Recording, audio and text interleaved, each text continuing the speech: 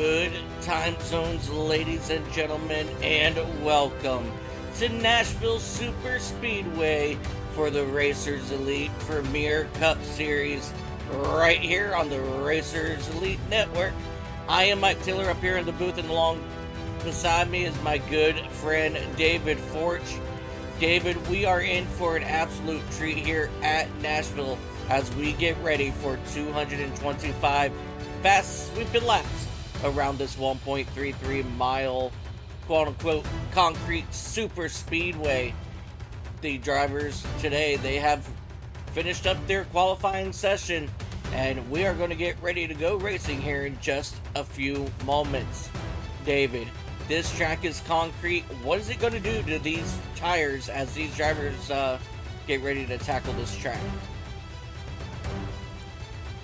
It's going to eat right through them. These guys, that not only are this track tough on the tires, it's tough on the drivers. This is probably one of my least favorite tracks on the iRacing service, just because it isn't just full throttle around it. You really got to find that special input on your brake, and you got to find that right throttle point in order not to get loose or come in too hot and get too tight. But these guys are going to be fighting not just the car, but each other and their tire wear. They're going to have a long race ahead of them, and they're going to be feeling it. Yeah, definitely. I couldn't agree more, as I am taking a look here, and we are still waiting two of our drivers to take to the track, and that's going to be the 87 of Eric Dodd and Trevor Fettig. But no, okay, so we're just going to jump right into it here. Ladies and gentlemen, I hope you guys are ready. We're going to go ahead and head trackside as your stars of Racer Elite get ready to line up down on pit road as we get ready for some awesome, amazing racing here today. And let's go ahead and take a look here at our starting lineup for today's race. Starting on the pole, driver of that number 45 Monster Energy Toyota Camry, it's going to be Ryan Warp. To his outside, in a brand new look here today in that Racers Elite Network number 98 Ford Mustang, Andrew Teft. Inside row number 2, driver of that number 10 Racers Elite Toyota Kirby Wainscott. Driver of that number 16 Celsius Chevrolet, it's going to be Sam Lubers to his outside. Row number 3, the number 19 of Cody Benelli. He'll be joined by Timothy Osborne in the Shaco LLC number 92. Inside of row number 4, David Davis in his 777 machine.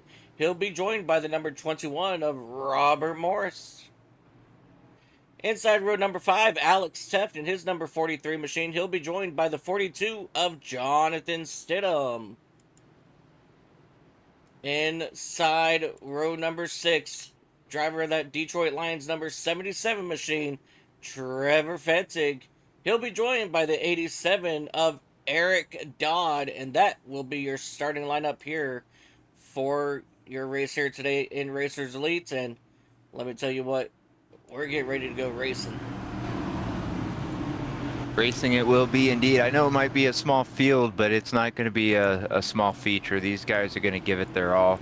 It's going to be a long race. We might see a little bit of aggression at the very start, and they might kind of space out a little bit and kind of run their own paces. But once we get to the end of it, it's going to be wild. Absolutely, and the green flag will wave for the first time here today as these 12 drivers will tackle this 1.3 mile concrete oval for the first time here today. And Ryan Warp in that number 45 machine, he's going to quickly get out to the race lead as Andrew Teft is hanging on tight around the outside. No, he's going to make a run on the inside here heading in. Andrew Teft, he is looking for the race lead here on the exit of turn number 4, lap number 1. He will do just that, and now here comes his teammate Kirby Wainscott making the run on second place now. You know, one of the things that I do like about this track is while there is a preferred line, you know, like most tracks are. The inside is faster. You can get a lot of momentum on the middle and high side and make it work, as long as you're careful with what you're doing with your car. So it's a fun track to watch, just for me, not so much to race. Oh yeah, absolutely. And you know, everybody has their favorite, you know, their favorite type of tracks. And you know, these concrete tracks, they're not all for the faint of heart, because you know, you got to take care of your equipment at these kind of tracks, and tire wear is definitely going to be one of the biggest talking points today. Yeah, and even when you think you're saving your tires, you aren't saving them enough at this track. I believe it was a truck race here, and I swore the track off. I was like, no way. It was like a 45, 50 lap green flag run, and by the end of it, I went from super tight to just absolutely wrecking loose. So it's gonna be interesting to see how these guys handle it. It looked like the 19 almost hit the wall there. Yeah, Cody Bonelli got really close to that outside wall here as he is getting attacked by Sam Lubers in that number 16 machine. Cody Bonelli with LGG Racing.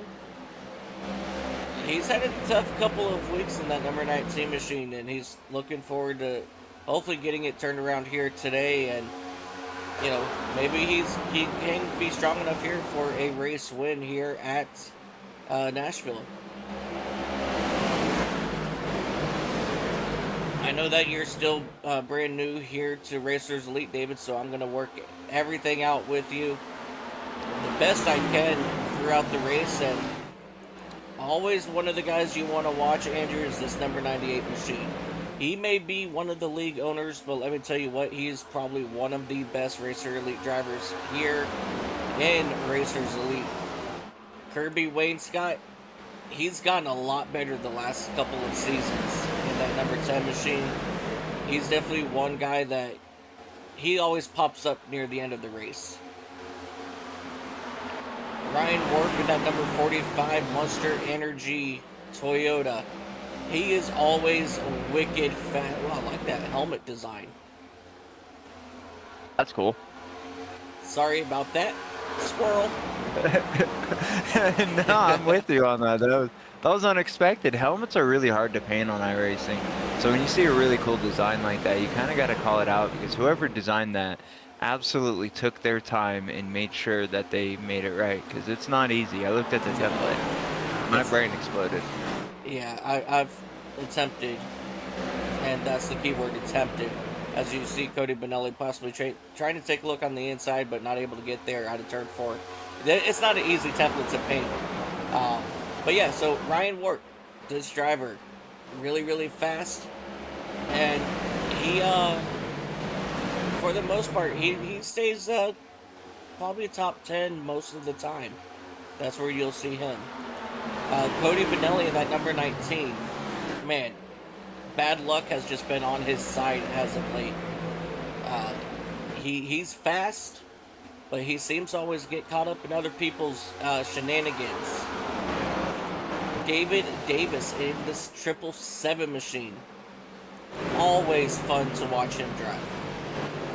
He is always up front, in the back, and then he sneaks his way back up towards the front by the end of every race. So the 777. And that's a cool design. Yeah. I like that car. That looks slick. A lot of these guys got some really cool looking paint schemes out there. Oh yeah. As we get a better look here at that number 777. Let's go ahead and head over here to Sam Lubers in this number 16 Celsius machine. He definitely has a lot of bad luck. You know, he always starts out strong, and he's fast, but just unfortunate luck for him. Timothy Eisman. Let me tell you about good old Timmy here in the Shaco LLC number 92 machine. He's a really cool cat who has a lot of bad luck.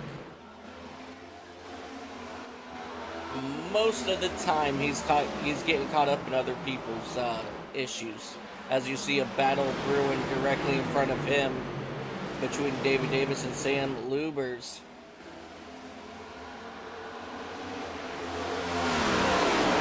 Jonathan Stidham in this number 42 machine.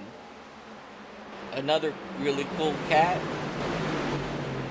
He's usually hanging out top 10. Not a very strong driver, but not a bad driver either. Very, really good top 10s for sure. Alex Teft in this number 43 machine, brother of Andrew Teft. Let me tell you something about Alex. You may see him right now back here in this 9th position, but I guarantee you he'll be fighting for the race win by the end of this.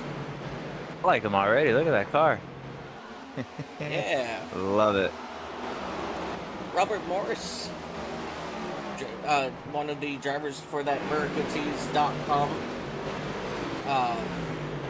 number 21 machine. He's normally right around top 10. Trevor Fentig in this Detroit Lions number 711 machine. Trevor, you're going to hate me when I say this, but Trevor, he's always in the back. And he really don't care. He's out here having a blast every single race. Yeah, looks like he's trying to make a move. Yeah. Like, he knows he's not the fastest out here, but he comes out here and he just has fun with it. And I absolutely love that. Eric Dodd in this number 87 machine. I don't see him too often, so I really can't comment on him. But he is definitely struggling here today at Nashville for sure. Absolutely understandable. This track is not for everybody. It's definitely an acquired taste, when you got to take your time on and actually practice and apply yourself to understanding how to actually get around this track, not just without hitting the wall or spinning out, but with speed and without burning your tires up too much. Yeah, for sure. As you see, Ryan Warp trying to get back around that number 10 machine here on the exit of turn number 2. As they both run side by side heading here into turn number 3. Yeah, and that's one thing like I said, I enjoy about this track here is, sorry, just because someone is trying to make a move on you doesn't mean you're going to lose it immediately. You know, it is a preferred line track. The inside's the best line, but you can definitely hold off if you're doing it the right way up high. So it's always cool to see these guys out here doing a good job. Like I said, I was expecting kind of a calm start to it. Maybe after a couple pit cycles, we'll see some stuff shake up and we'll see some exciting action. Yeah, absolutely. And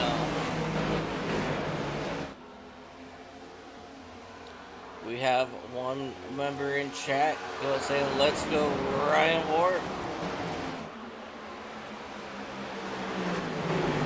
Warp's definitely trying his best out there. He's following in line with the 10 when he needs to, and then he kind of pokes out and tries to see what kind of moves. As you can see, the number 19, Benelli, trying to take the spot away from the 45 of Warp. Almost does it, but comes up. Contact. Whoa. Good job by both drivers on not making that a bigger ordeal there, but that's definitely going to hurt Warp and Benelli on their chase to try to catch up to the number 10 and the number 98. Yeah, definitely, but you know, definitely don't count these drivers out just yet.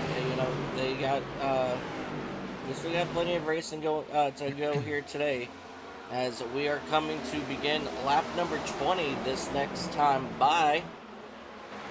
But right now, Ryan Ward currently sitting in that 3rd position.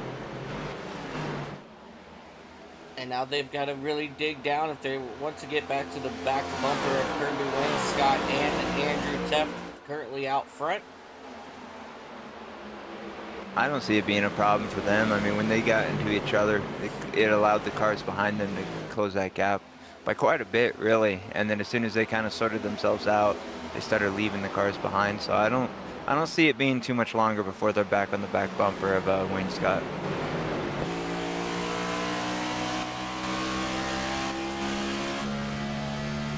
There we go.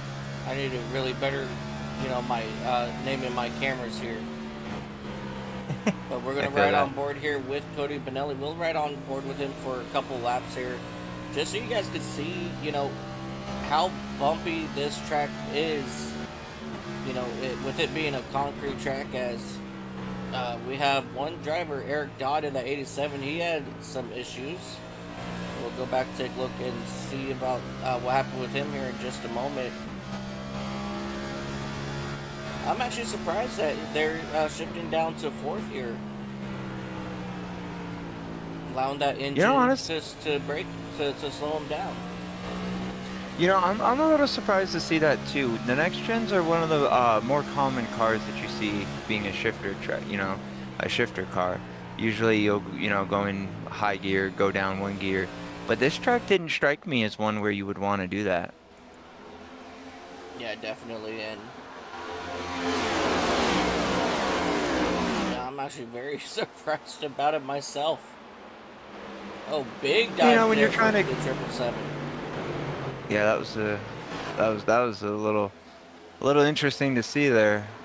But yeah, you know, it kind of makes sense if you're trying to conserve your tires and not heat them up as much. You know, iRacing models everything, you know, from tire wear, you know, from shifting and sliding and heat, and so using your brakes quite a bit will heat up your tires and kind of affect the wear of them. So I'm not surprised to see them trying to use that engine to help them slow down a little bit. It also gives them a better bite out of the corner, which can also come back to bite them. Yeah, absolutely. So as I said, Eric Dodd, he had some issues. We're going to go back real quick, take a look, see what happened to him here in turns 3 and 4. Just slid right on exit. Good save though. He managed to keep it relatively straight, came to a stop, went into pit, went in, got a tow, got tires and everything like that. You know, decent job on him from not making it worse for himself. But yeah, we're gonna see that once the tires wear off. You know, we're only 25 laps in, and around the lap 15 mark, you'll start feeling it. Around lap 25, you'll really start feeling it. And anytime past 30, you're just gonna be on ice. Yeah, unless you've done a really, really good job at saving your tires, and even then, you're still gonna feel it. Yeah, absolutely. And I spoke with Andrew Teft right before this race, and they're talking just about 50 to 54 laps on fuel. So we're about halfway through this first fuel run now, and so it's going to be very interesting to see what kind of strategies will play out here at Nashville. And let me tell you what, for us being 27 laps in now, everybody's still tight here out front. I'm actually very surprised. I'm not going to lie, I'm very surprised about this, how everybody is still nose to tail here as they come down the back straightaway. You know, I'm not really surprised by that, and it's not so much of, knowing the guys or anything like that. You know, when you got a 225 lap race in a relatively small field, your first instinct is to go, but but from watching these guys, I know that they're smart. I know that they're wanting to make sure that they're able to not just get the position, but protect the position. You know, I wouldn't be surprised if we see Teft lose first place. You know, he was running it hard. He kind of gained a decent spacing between him and Wayne Scott. So I wouldn't be surprised if we see before this pit cycle that Wayne Scott and Warp, as well as Benelli, kind of close in that gap and start working on his back bumper. Because, it is, 50, 55 laps. That's a long time to go on tires, especially on this type of track. So I wouldn't be surprised at all to see that some of these guys had burnt their tires just pushing it a little bit too hard. But back to my point, though, is the reason why I'm not surprised seeing them all close together is some of these drivers started conserving early, some of these guys started pushing, and then a lot of these guys are holding back. Not like, oh, I can smoke these guys out of here. It's, I know I need to make my tires last, and I need to make sure that I'm in the optimal position for if we get this green flag pit stop. There's not a 3-second split between me and the car ahead. That way I can maximize my track position, and I can strategize a little bit more. Do I stay out and try to gain a bigger gap on the cars that did pit, or do I pit with them and stay right up on their bumper? So when we get the fresher tires, I can kind of run a little bit harder and try to, maybe make a run to make that pass and then start conserving. So I'm not surprised at all to see these guys sticking together. Yeah, definitely very well put. Joseph Bonner down in chat saying, let's go LJG Racing. Joseph, how you doing, buddy? Good to see you. Paul, or I don't know. Is it Paula, or I'm sorry, is it Paul? Is it Paulo? One The that's 777 is making a move on the 45 of Warp. Warp's holding on strong up top, but even though this is a multi-lane track, that's gonna hurt Warp on his tires. He's gonna have to kind of run a little bit harder just to keep that momentum up there. And so you can see now the 777's able to get it done, but now the 45's under fire by the 16. It's not what the 45 of Warp wants right now. So I'm sure there's a little bit of throttling out to kind of get back into that ideal line.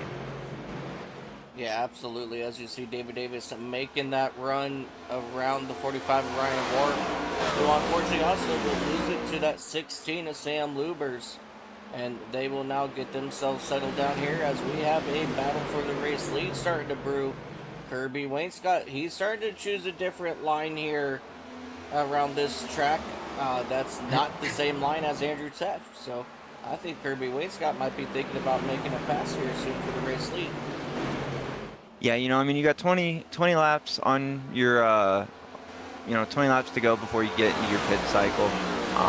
Usually right about now, the drivers that were saving their tires quite a bit, they're going to start stepping it up a little bit and trying to make a little bit of movement on there.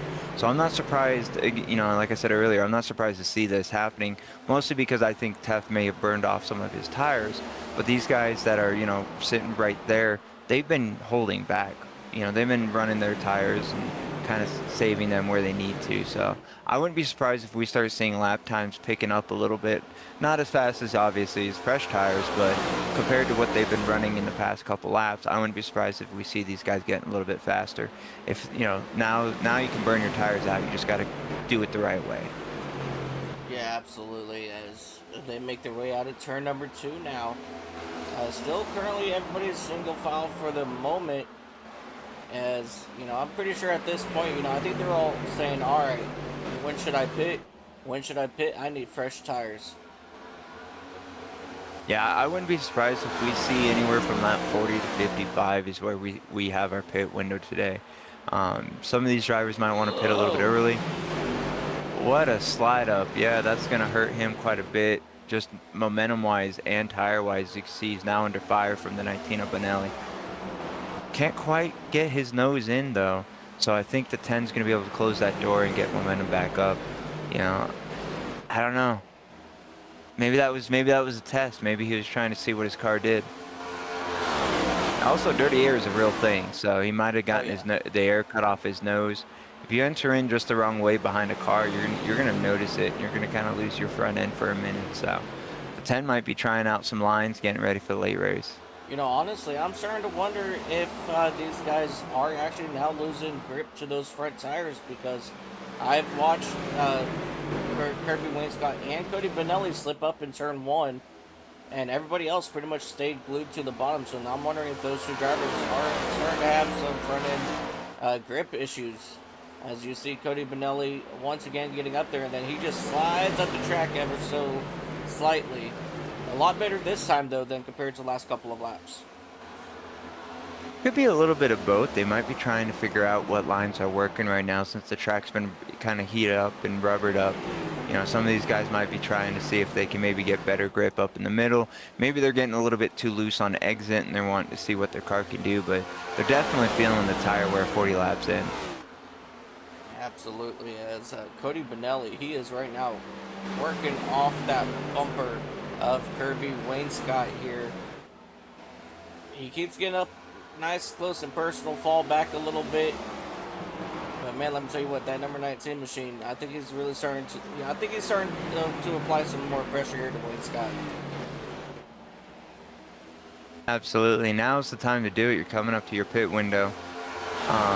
The further up in the pack you are, the more likely you are to save your position. So I'm not surprised to see these guys trying to make moves and figure out where their car works best. They've already gotten through the primary stage of saving their tires.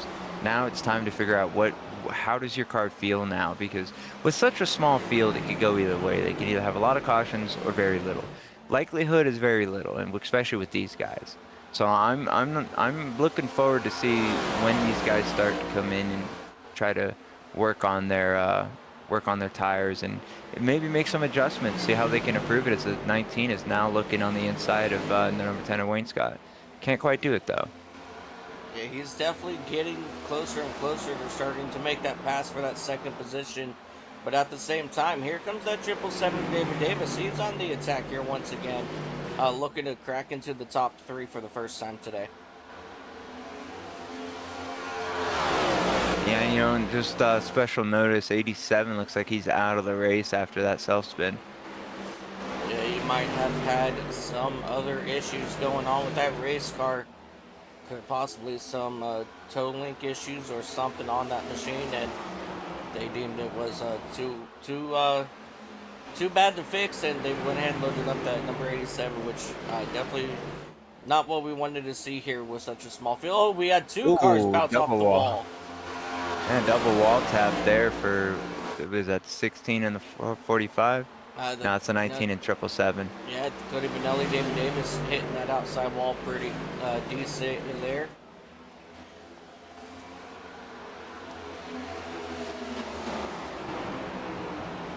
Now they're definitely trying to push their equipment a little too far here.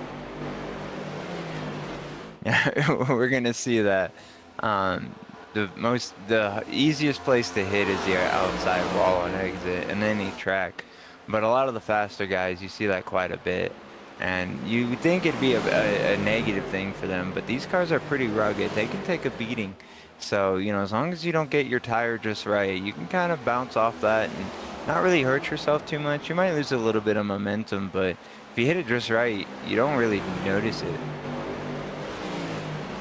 Cody Benelli is in the middle line of the track in 3 and 4 that time by. As I think he might be now searching for that grip as he's getting right there on the back bumper from Wayne Scott. As Wayne Scott, he'll drift up the track, and that might open up the door enough here for Cody Benelli to get a run. And nope, almost. Trevor Fetzig in that number 711 machine. He's now down here on pit road.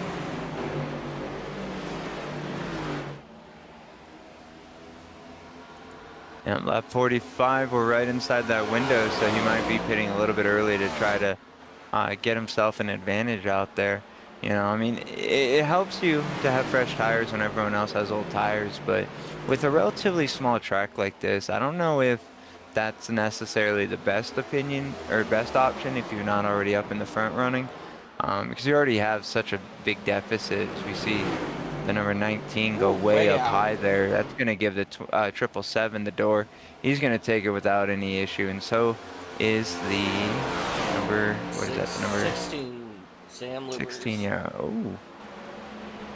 A little bit of love tap there and heading down here into turn number 1 as they will run side by side on the exit of turn number 2. Sam Lubers working to the inside of Cody Benelli as Benelli's trying to hold strong on that outside lane. We are looking just about 5 laps now before we start seeing the rest of this field start hitting pit road. Now the question is going to be is how early are you going to want to come in, or are you just going to run this thing bone dry? Yeah, you know, that's always the question these drivers are thinking. You know, even if they have a game plan, they're always adapting. You know, your plan is pretty dynamic with racing, especially in oval series. So it's going to be interesting to see who comes and who doesn't right away, because if I'm out there, I want to try to stick with the field. I want to have the best chance to stick in their draft. And I know it's not a big drafting track, but, you know, staying in their wake is still a good thing. It helps you save fuel, helps you also kind of gauge your driving. You know, if you're pushing it too hard and no one's around, you're never going to notice it until your tires are gone. If you're riding behind somebody and you're watching and monitoring them, you know, you kind of know what your pace is. So I'm thinking we're going to see a big pack come down, pit road get very busy, but these guys seem very smart and very strategic. So I wouldn't be surprised if we see a few come, a few stay, and then a few come, and then a few stay, and then a few come. Yeah, definitely. As you see Cody Benelli, he backed out there out of turn 4 and just gave the position to Sam Lubers, as I believe Cody Benelli might be setting himself up to come down pit road here probably this time, if anything. Yeah, and if he's not coming in this time by, he definitely knows, hey, we're losing a lot of space on these cars. We got to stop fighting. Let's just stick with each other, use our race line at our advantage, and let these guys up here duke it out and let us get closer.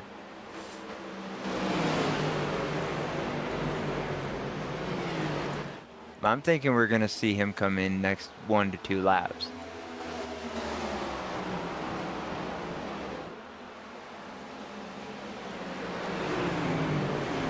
Yeah, definitely. As they continue to make their way around this track, and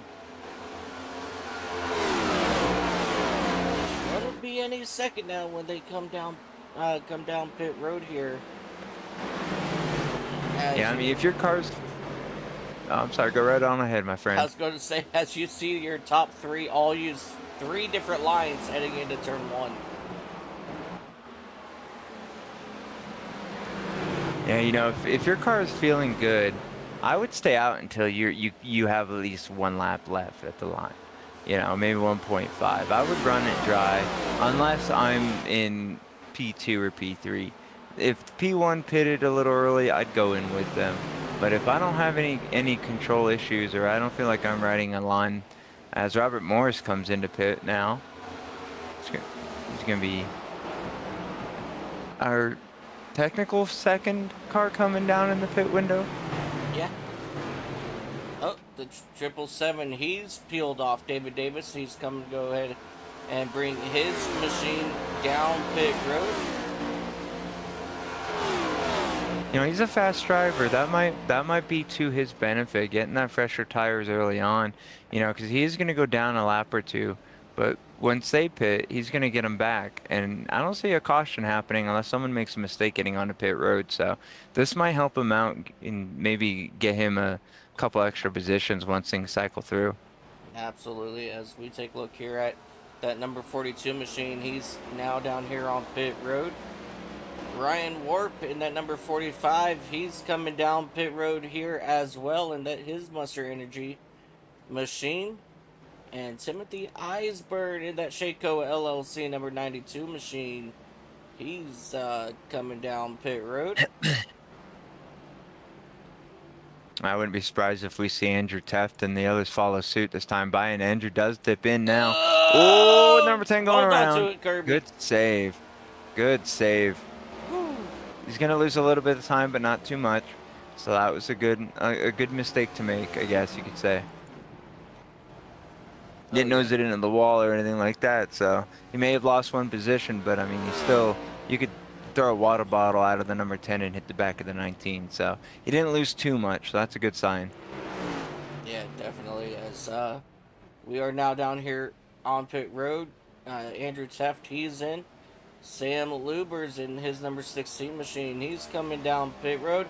And we have another one coming down into the pits.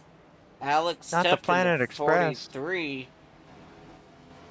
Yep, driving that I mean, that's 43 fitting machine.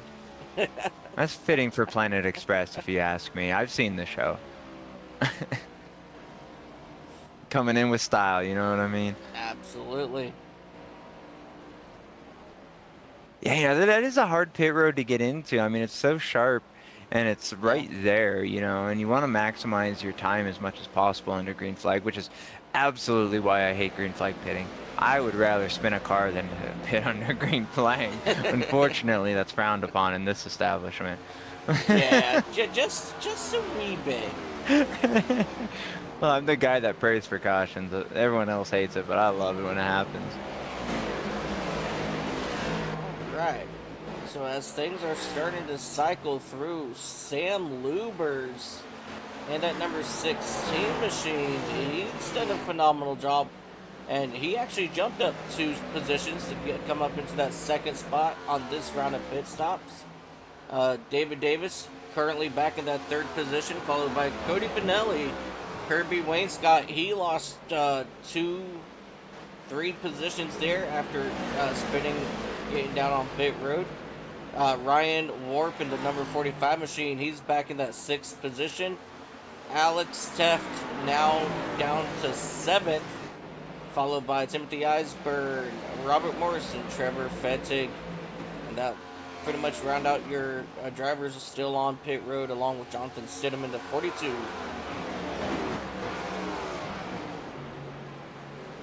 Yeah, you know, that early pitting for the 777 of Davis seemed to work out for him, sitting in P3, and it doesn't look like he's losing too much time on any of the cars. He's kind of gaining here and there on the 16, so I'm wondering if this is going to hurt him in the long run, being one or two laps older tires than the rest. It definitely going to be something to watch. As you see, Sam Luber's in that 16 machine. He's making a run here for the race lead, as Andrew's like, all right, go ahead, burn up your stuff. And now we're about to see, you know, Sam Luber's, we're going to find out right now if he's going to be saving his equipment or if he's just going to start driving away. And this might determine how quick this field will recatch him. As, yeah, he's still pulling away here from these drivers. So I think Sam Luber's might be running a little too fast here. Yeah, you know, as much as everyone, you know, would believe that, you know, racing is just go as fast as you can every lap you can. Well, you do want to push yourself to the limit on each corner. You have to consider your equipment and the track that you're on. So I'm definitely going to say that while Luber's is putting on a good show and getting a good distance, I think that with the way that this early race has started, we're going to keep green flag conditions. And I think that's going to come back and bite him a little bit. He's going to lose a lot of momentum and speed and grip. And that three-car pack back there is going to come and just eat him up alive. Now, he might be able to put up a good fight on it, but the way that Teft is and Davis is and Benelli is, these guys are fast, but they're not really looking that fast right now. So I'm calling conservation mode is on, and it's only a matter of time before they just naturally catch back up. I couldn't agree with you any more than that, as Sam Luber's has opened it up to almost about a second lead now over Andrew Teft. But right now, they're comfortable just sitting here turning the laps as is, as we are coming around to begin lap number 64. Oh, and one more note on Luber's, rather. Clean air does a lot for your car. You know, while we could be sitting here talking up a storm about how he's pushing it, he could be riding the same way that he has been the whole race, but having no dirty air in front of him, the car could just be handling and rotating better. So it's going to be really interesting to see in the next 10, 15, 20 laps just exactly what the case is. Because I've seen it both ways, where you would think the car just leaving everybody is going to burn their stuff off, and then midway through you're like, how are you still 3 seconds ahead?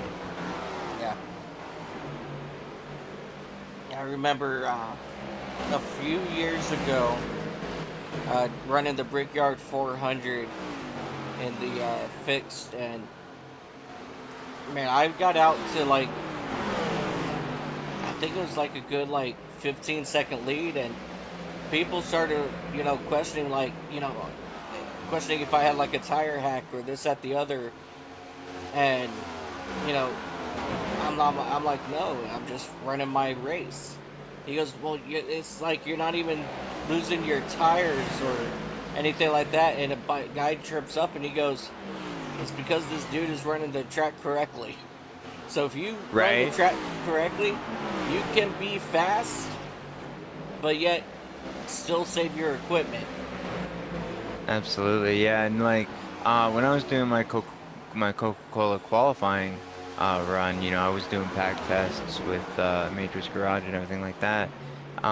During the test sessions that we were doing, you know, they would alternate where they start in the, you know, the pack test and everything like that. And, you know, one guy would be in the middle of the field and he would just be absolutely having a bad day. And then when he'd start in the front, he'd leave everybody, and then he'd be 2 seconds, 3 seconds, 4 seconds. And in a 30, 40 lap run, he hasn't wavered at all. And you're like, what are you doing, dude? And he's like, I'm just driving, you know? So it's going to be interesting to see if Luber's is just that kind of guy. Yeah, for sure.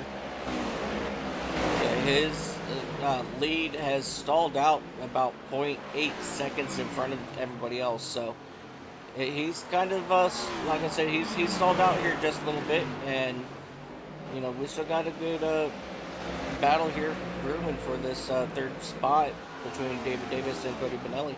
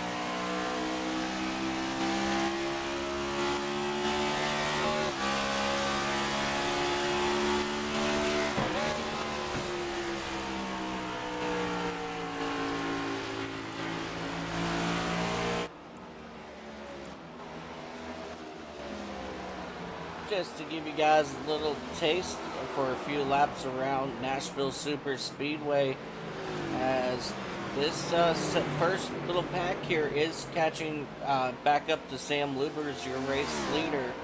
As you see, they are approaching set number 711 of Trevor Fetzig to put him a lap down.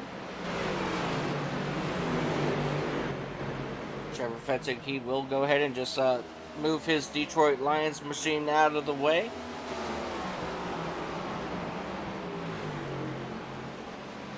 You know, we're about 20-ish laps in since the pit cycle.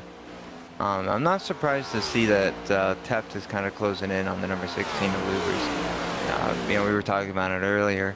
You know, we're wondering if he was pushing it harder or just happened to have a better setup in the clean air.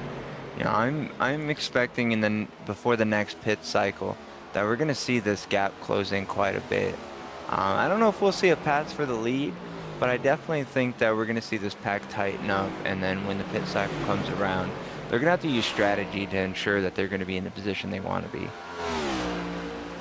Yeah, Yeah, definitely. And it's interesting. Okay, there it goes. I was gonna say it's interesting to see that it was saying that he took 2 tires instead of 4, That was but an it error on updated. my part. Yeah, that was an Yep. error on my No. part. Yeah, now I saw an update. I was like, oh, okay, no, that makes a lot more sense actually. Like I was gonna say, these guys are some wild strategists if they're taking 2 tires on the first pit cycle.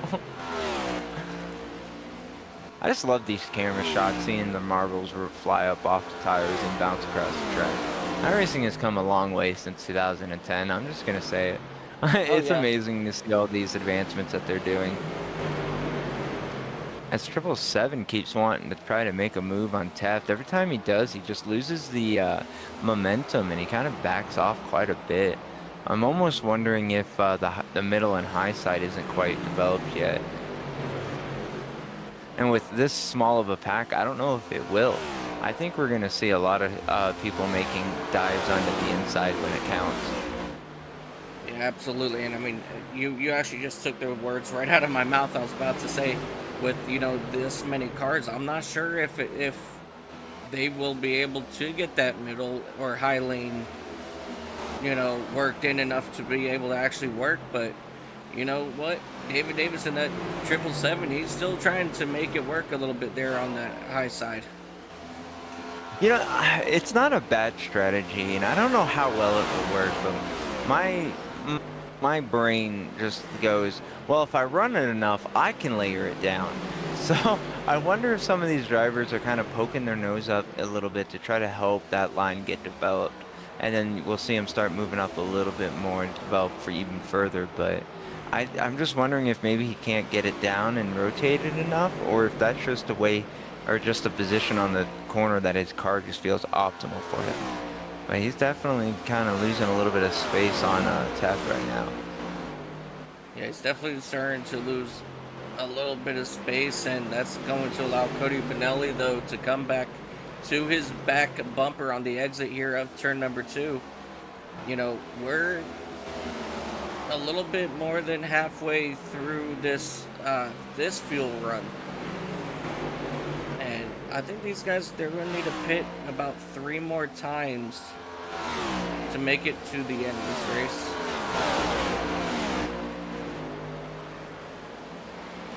I am curious, to be honest, if there's anybody out here that's going to try a different strategy by pitting early and running the race backwards. Knowing you have 225 laps, I don't think there's going to be a caution today. So with 225 laps, I can go 50, so that puts me at 175. Are you going to come down for this pit stop and then play it backwards and come down with, down on lap 175 possibly? That's a strategy that I've heard quite a bit, especially when I was in my qualifying series. I still do. I have a really good buddy of mine who's crew chiefs for me. And that's one thing he was drilling in my head is, run the race backwards is what you always want to do. If he came to me right now and said, that's what you want to do, I would do it. But with a track like this that just eats the tires and is so on edge almost all the time, I don't know if I'd want to be at a disadvantage of the tires. Because you already know that while, yeah, you're going to pit and you're going to have the fresher tires for, the rest of their fuel run. Once they get those tires, you're at such a big disadvantage. I don't know if you can get such a big gap that it won't hurt you, especially with these green flag runs, And my luck, I would go to do that, and then I get a caution. As you see these 3 cars here kind of getting closer and closer and looking like they want to battle a little bit. Yeah, they can't seem to do it.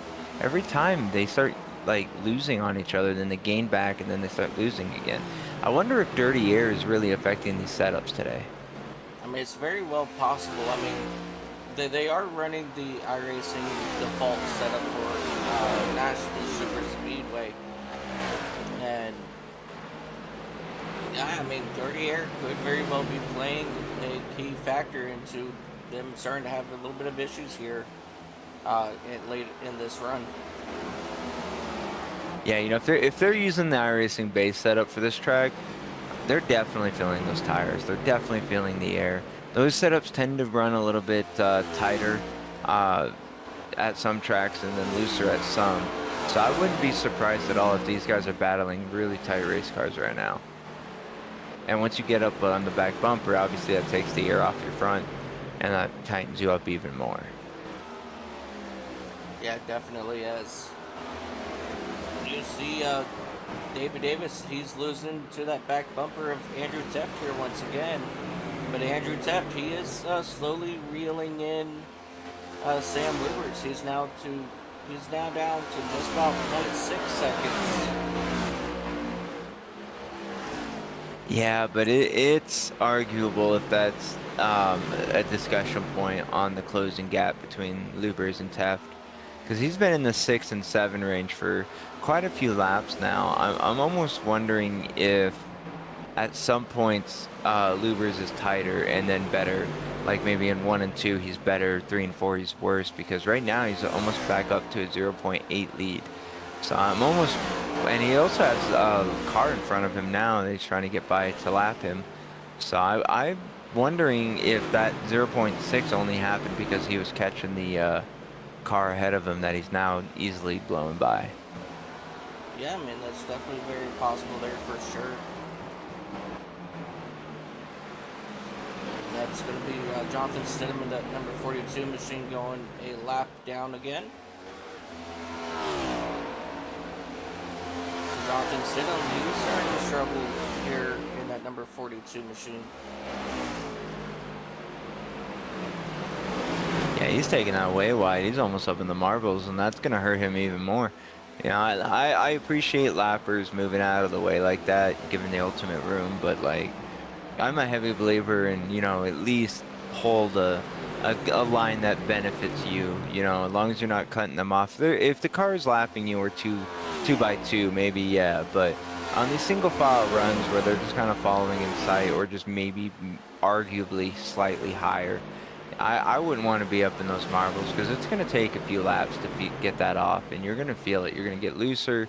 You're not going to be able to handle as well as you want. That's just going to hurt you even more. Yeah. Just a tip if he watches this back. Yeah, definitely. Yeah, like I love seeing the respect, but I don't know. I feel like even if you're struggling, you know, you can handle your car, you know, stay just above the racing line and let them work their way around you easily. Because being up there, I mean, that also is asking up. Timothy is in the pits, but being up in the marbles is also asking for a sudden loss of traction in a self spin. So I don't know, maybe a wall hit or something ruin your race even more. But I don't know, maybe that's just me. Who knows? Yeah, it's just Usually is, honestly. I talk a lot of hot air. Oh, is that what I'm feeling over? No, I'm kidding. Oh man, I'm telling you right now. If you're feeling it, I must need some sleep. I'm on a new level today. You're half a country away. Heck yeah. Either that or I need to brush my teeth. I don't know. No comment on that one, as we are continuing to watch Andrew Teft. He is now actually reeled in Lubers even more. It is now just a 0.5 second separation between first and second here. Yeah, they're about, what, 40 laps on their tires now? Just about, yeah. Yeah, so, oh, look at that. He also's got a slower car. I'm sure he's real nervous to get around, because that slowed him down quite a bit more too, yeah. But yeah, I'm thinking Lubers had a good setup for clean air, but was running it a little bit too hard, because, yeah, Teft is being consistent, and he's slowly eating away at it, and he's looking on the inside of the 92, who just came out of the pits. So now Lubers is going to get pressure from the lap car, because he's on fresher tires.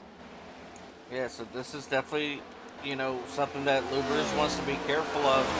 You know, he may just want to pull over and let Timothy Eisburn go by because, you know, Eisburn, he is on those fresher tires. Yeah, but with Teft only half a second back, that could open the door for Teft to dive it in and make a clean pass. Yeah, that's what I was actually just about to say too. Sorry, man, I'm taking your prime time. No, you're good. You know, I'm just glad that, you know, I have the same thoughts as other racers here. Oh, you consider me a racer? That's sweet. I thought I was a wrecker. I mean, if the shoe fits.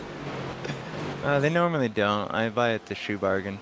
Oh, okay. As the 92 looks like he's taking a look on the inside of Lubers. Yeah, that's going to slow him down quite a bit, having to run that outside, but I don't know if it's as big of a concern as we had initially drummed it up to be, you know, right out the gate at least. But he's holding on strong on the outside. He's fighting him like it's for position. So as you can see now, Teft less than 0.4 off of Lubers. He's really going to have to step up his game. And if Lubers already burned his tires off, he's not going to be able to do anything about it. He's going to either be a sitting duck or just kind of hold on for dear life. Yeah, absolutely. As we are in our fuel window, these drivers should be thinking about coming down pit road between now and about 5 laps, maybe 6 laps. So it's going to be very interesting to see how these drivers are going to play out this pit cycle. And something that we need to keep an eye on, we need to make sure that we're not spinning down on the pit road, drivers. That's a surefire way to ruin all strategy. Either you're going to hit that wall or bring on a caution, and now everybody's going to be able to be on the level playing field. So, yeah, and again, that pit entrance is pretty sharp off the corner. These guys are coming in on, you know, at a high rate of speed and having to blow it down.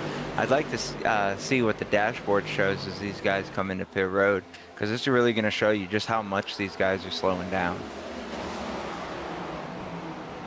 Yeah, absolutely. As we're staying here with Andrew Teft at the moment, as they are working around that 21 of Robert Morris, putting Morris a lap down here, heading into turn number 1. An aggressive move by 16 to get by the lap car. An understandable move. You know, obviously you want to get around as quick as possible and have your preferred lane. But that was a pretty aggressive move to try to keep that lead position. Yeah, definitely. As they are moving closer to the back bumper here of Timothy Eisburn. You know, he's already made his pit stop. And here comes David Davis in his 777 machine. He's coming down pit road. Jonathan Stidham coming down pit road as well. If I remember correctly, 777 and Davis, he pitted relatively early last time too, so that's about right on par for his scheduled stop. And it worked for him for a little bit. He did lose quite a bit of positions once the pit cycled through, but I'm almost wondering if it'll turn around for him and keep him up in the top 3, maybe the top 5.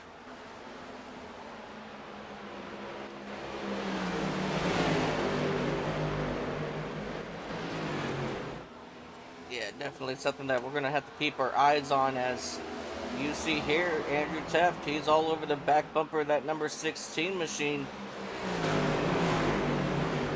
As Teft actually drifted up the track just a little bit there in 3 and 4, so that caused him to lose his momentum there on exit.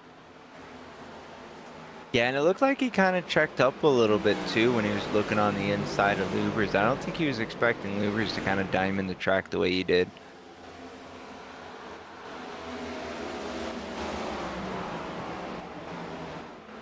Yeah, Lubers, he's got to be feeling his tires by now.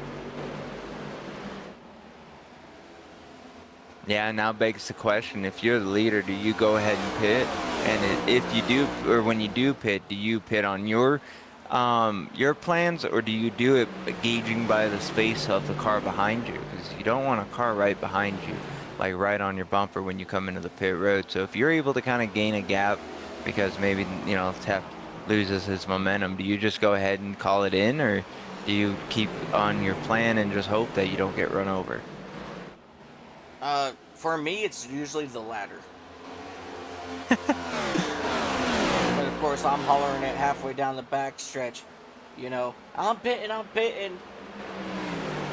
I mean, these guys are smart. I don't think it would happen here, but I mean, you've seen some of the leagues that you and I both are familiar in. You can holler it out one lap ahead and keep hollering it the whole time. You're still gonna get ran over, and it's not, necessarily the driver behind you's fault 100%.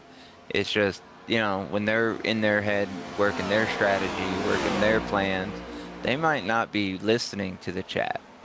Right. I do wish iRacing advanced enough to where we can wave out the window. That'd be Yeah. a cool little bucket wish. Or give that, give us the opportunity to show other people that they're number one. That'd be pretty cool as well. I would love that. As looks like Benelli came into pit road. Yeah, I think that'd be a really cool but overly abused feature, mostly by me and you to each other. Probably. Cody Benelli and that Baylor's number 19 Ford Mustang. He's come down to get service on his machine. Ryan Warp in that number 45 machine. He's heading down here to pit road as well.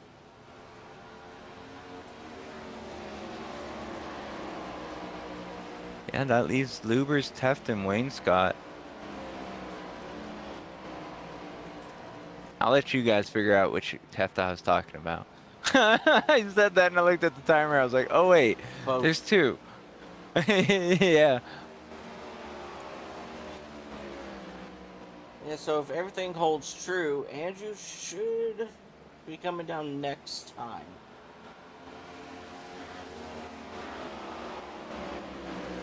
That time around, Andrew Teft was about 130 something through the corner.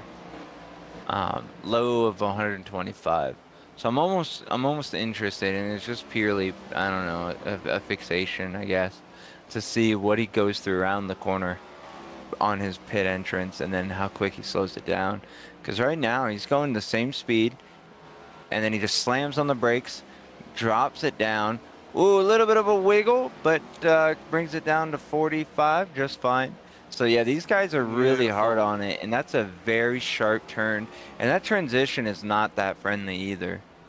That was a very, very beautiful pit entrance there for Andrew Teft. I sure in hell wouldn't have done it that quick. I'd have been a heck of a lot slower. I don't even think you could do that, my friend. Yeah, same here. You'd have been sliding sideways. Oh, that looked a little bit fast. I wouldn't be surprised if we see a penalty for Lubers. Nice, better entrance this time around for the 43 Planet Express machine. Yay! Good job, Alex. I knew you could do it. There you go, buddy. Fry must not be behind the wheel right now.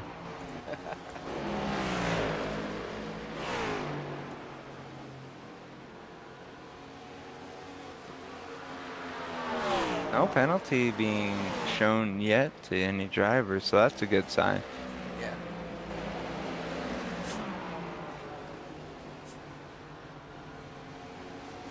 Luber's out of the pit, still holding on to the lead, but not for long. Here comes the 19. Yep. Here comes that 19 machine of Cody Benelli to take over the race lead. So that's going to put him from 4th, I believe it is, to the race lead on this pit cycle. Sam Lubers, he will go ahead and retake that second position. Andrew Teft, he'll be sitting back in 3rd. 4th is going to be David Davis. Oh, caution! Caution, Alex Teft is around. Not the Planet Express. They must have swapped the drivers. Well, this wasn't on my bingo cards for today. No, I was not expecting a caution. Right after pit cycles? These guys have... Oh! Ouch. That's such a Fry thing to do.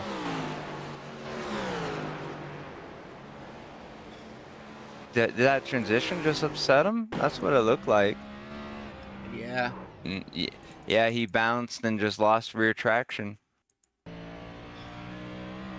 Right there, Right that there. bounce got him, and Yep. yep. Too much damage on the right side, couldn't keep it straight. Yep. Justifiable caution flag, I would say. Definitely a hazard. Yeah, unfortunately, that kind of stuff happens. So, what do you It do does, at it this does. point? Do you come back down, top off? Maybe a top off would be in order. I mean, with such a small field, and if you're confident in yourself, I don't really see you having much of a concern for losing a lot of spots. So I think it's not improbable to see some of these drivers coming down to get a little bit extra fuel. Because at that point, you can just kind of conserve your tires even more and just kind of ride the race. And then, yeah, everybody's coming down, it looks like. Yeah, everybody's come down except Sam Lubers. I'd be interested to see who comes and takes tires. I know the cars that just pitted and were coming out and getting up to speed won't, but is the 19 going to? Because he was out there for a few laps, and the number 16 was catching up quite a bit. Yeah, Yep. he's at least going to take left sides here. You mean right side, sir? Other left? Yeah, the other left. Nah, four for him. Yeah, that's surprising. Well, I mean, with 6 sets, you can kind of balance it out. You know, you usually want one for the late race, but Yeah. you know, you might be able to coordinate it so that it's not that big of a deal to go ahead and just get fresh tires. You know, because it was maybe what, 5-10 laps that he was out there, not even. Yep. All right. While we're under this caution, I'm going to step away real quick to top off my water, and when we go back green flag, do you mind bringing us back? I will bring us back and see what happens.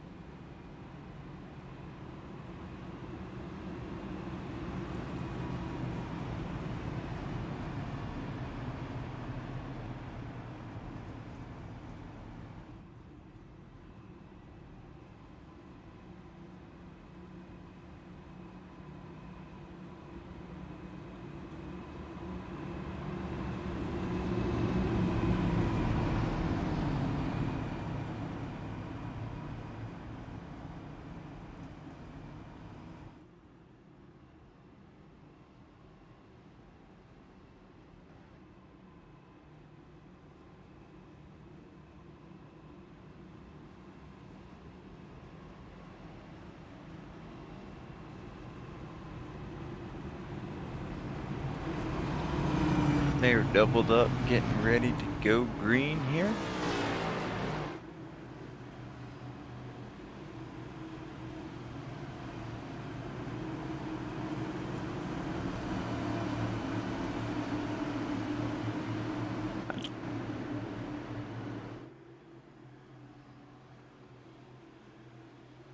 Green flag is out. Good jump by the number 16 of Sam Lubers. Andrew Teft on the inside of Cody. Oh, I'm sorry, that's not Cody Benelli. Of Kirby Wainscott there.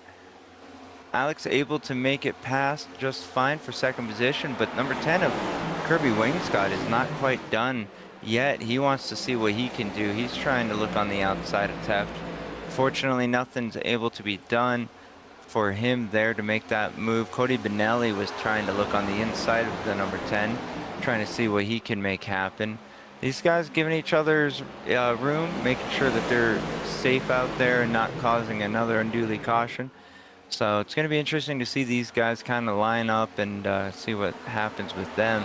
We're taking a look at the number 10 here of Kirby Wainscott as he holds off the number 19. Number 19 looking on the outside now, not able to quite make the run happen just yet, but he takes it in a little bit hot in the corner, dives right back into the inside line, try and take the preferred line out, try to build that momentum up, use the draft to his advantage. Now he's looking on the inside of the number 10 of Kirby Wainscott, the number 19 of Bonelli, trying to move up here, unable to make it happen. He had to back out of it pretty hard. Must have gotten a little bit of dirty air on his tires, or on his nose there, and had to back out of it to ensure that he would not come up and take out the number 10. Number 10, though, right on the back bumper of the number 98 of Andrew Teff. That would be for P2 and P3, respectively.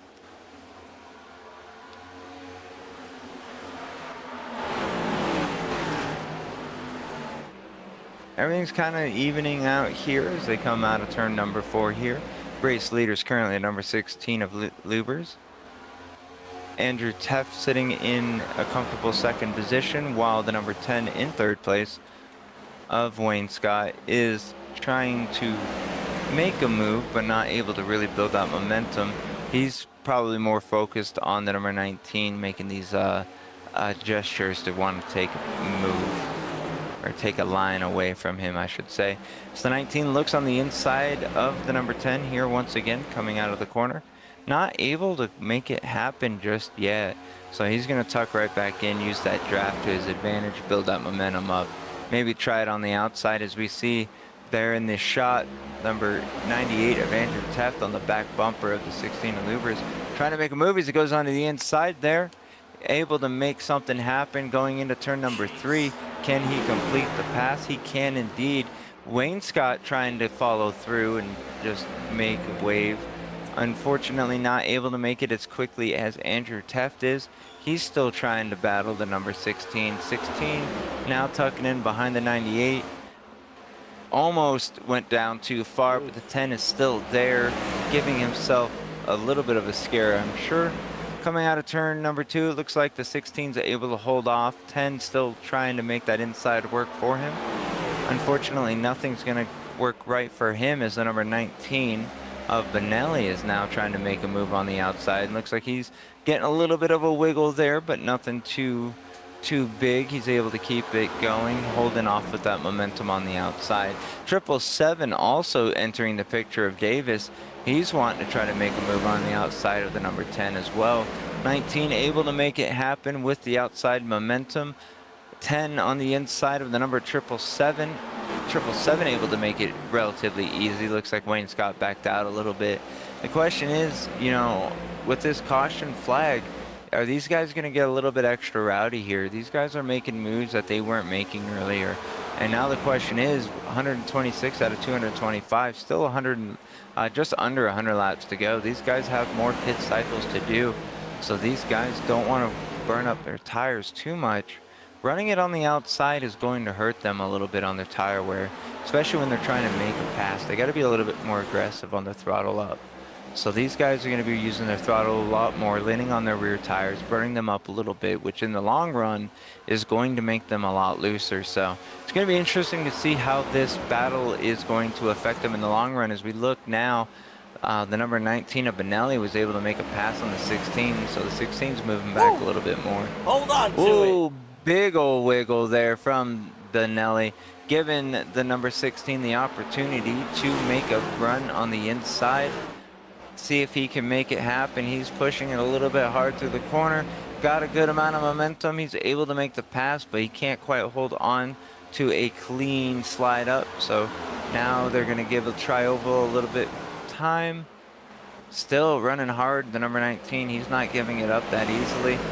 Though on the exit, looks like he's going to have the pass fully completed. Bonelli now stuck in third place. Lubers in second. What a restart. I think we just saw Bonelli wreck about 3 times without actually wrecking back there. And that, as you called it, you know, that allowed Sam Lubers to get back around Cody Bonelli for that second spot. And now Cody Bonelli, he's looking to be on the attack once again here on Sam Lubers on the exit of turn number 2 here. But as of right now, Andrew Teff back out front here at Nashville Superspeedway. I'm actually surprised how much the field is spread out here from this restart. As you know, we saw the first good first fuel run. So the first like 50 laps, everybody was nose to tail. But now there's a good separation between David Davis and Alex Teft in that number 43 machine. You know, so they're a little bit more spread out than I anticipated on this restart.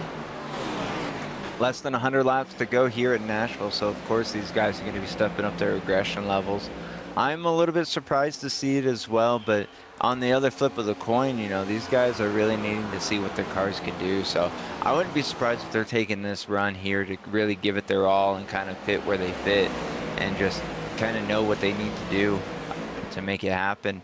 You know, these guys were really aggressive to make their way past the number 10 of Wayne Scott. So I'm surprised to see the aggression, but I'm not surprised at the same time, if you understand what I'm meaning by that. You know, later in the race, time to go a little bit, but not all the way. Yeah, it definitely is. We're going to run on board here with Cody Benelli out of Pensacola, Florida. He just lost a lot of time there in the middle 1 and 2.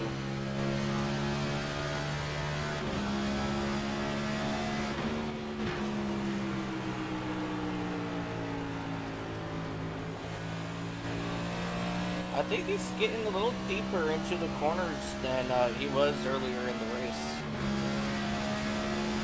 Yeah, you know, and that's going to make his car lean more on the right front on entry. And that's going to definitely tighten up his car over the long run. And when you're running this close to the car ahead of you, you're going to feel that air. So you're going to feel it extra tight. So I wouldn't be surprised if we see that coming back to haunt him a little bit. Yeah, because you can see Lubers, if you look up in the mirror in that little box up there, he just leaves him. He might close in on the entry, Benelli might, but at the end of the corner, Lubers just kind of gaps him. Yeah.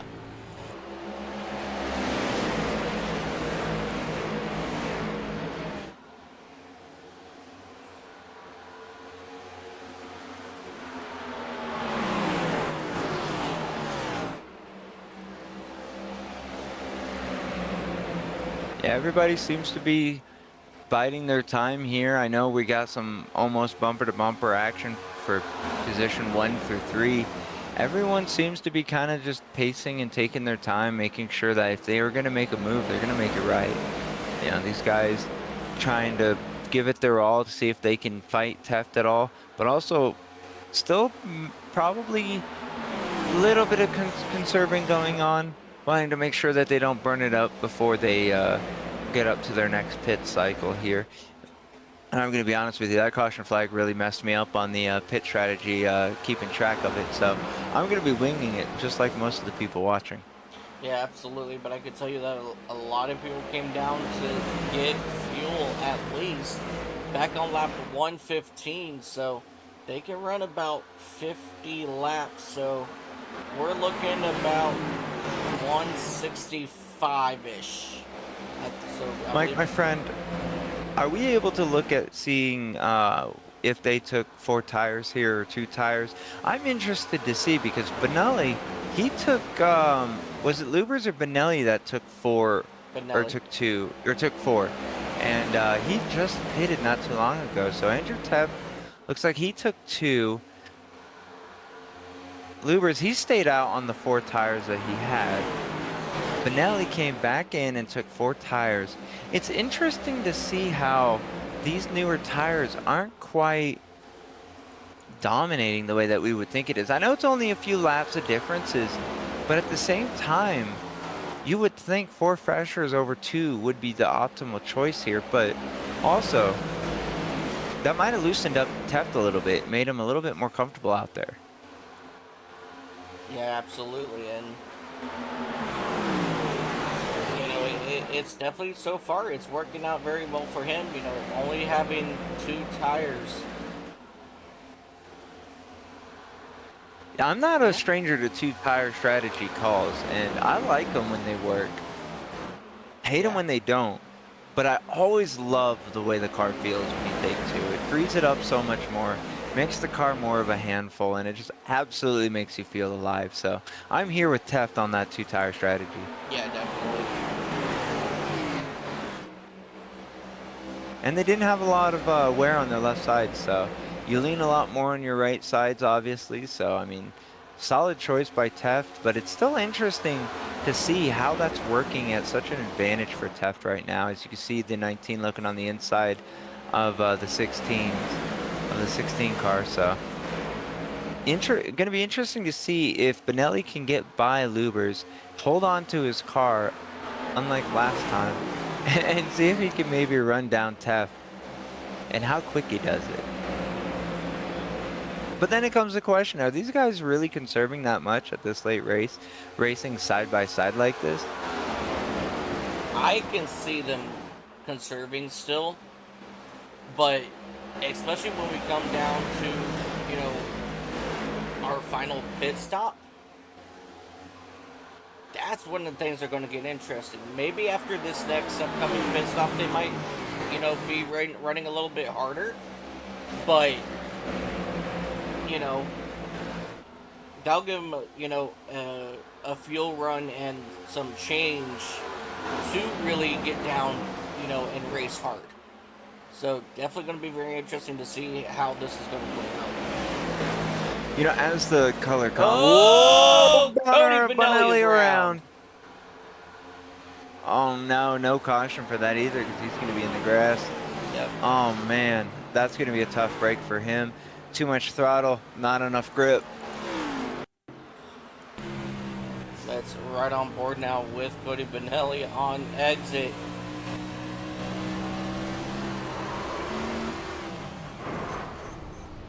Pretty late off the gas after sliding. Yeah. What if he fell asleep? Maybe. running side by side, built up a rhythm, and just early morning blues. Hopefully it doesn't hurt him too much. He's one of the drivers that I was definitely wanting to see have a good battle for the finish, but still decent amount of laps to go. He's not a lap down quite yet. While his tires are going to be hot and flat spotted, he might be able to salvage, you know, from coming down a lap down. And if he does, he'll get the wave around if he's the first one and stays clean. So if we get a caution. But I was going to say, as the color commentator here, I'm going to call it. We're going to see the first 20-ish laps being really conservative. Maybe a few aggressive moves here and there. But then the final 30 laps or so of the last fuel stint, or fuel run, they're going to start stepping that aggression up, and then once they pit, we're going to see that aggression continue to grow. That's my call. That's my take. Yeah, definitely a really good a good call there. You know, I definitely have to agree with that. As Sam Lubers, he's still all over that back bumper of Andrew Teft in that 98 machine. So Sam Lubers, he's looking for a race win, you know, to really help him with his points situation in this series. But this is a really good day for the 16. I'm really happy for Sam Lubers so far. Yeah, definitely a solid run by him. He's been up front pretty much all evening, well, all morning really. I'm not used to morning races. This is wild. I don't know anyone who wants to wake up this early in the morning. I ain't even gone to bed yet. I stayed up. But yeah, so, you know, he's had a good run all morning, and I think he's going to be one of the guys to give Teft a run for his money. You know, I watched Teft in the Indy Series, IndyCar 500, Indianapolis 500. Well, I'll get it right one of these days. I watched him in the Indianapolis 500 they ran, and he was a strong contender. All race. I can't say it enough. Teft is a very fast driver, and you touched on it, you know, earlier this race. But yeah, I'm thinking it's going to be Davis, Wayne Scott, and Lubers at this current moment that they're going to start stepping that aggression up, and they're going to give a run for the money. Yeah, definitely going to start seeing them step it up here in the closing laps. As you see, Sam Lubers, he's trying to take different lines now through 3 and 4 here on the exit. Ooh, brush that wall. Yep, brush the wall just a little bit there. Alrighty, ladies and gentlemen, we're gonna turn up the sound. You guys enjoyed the sounds of these race cars around Nashville for just a couple of laps, and we'll be back here in just a few moments.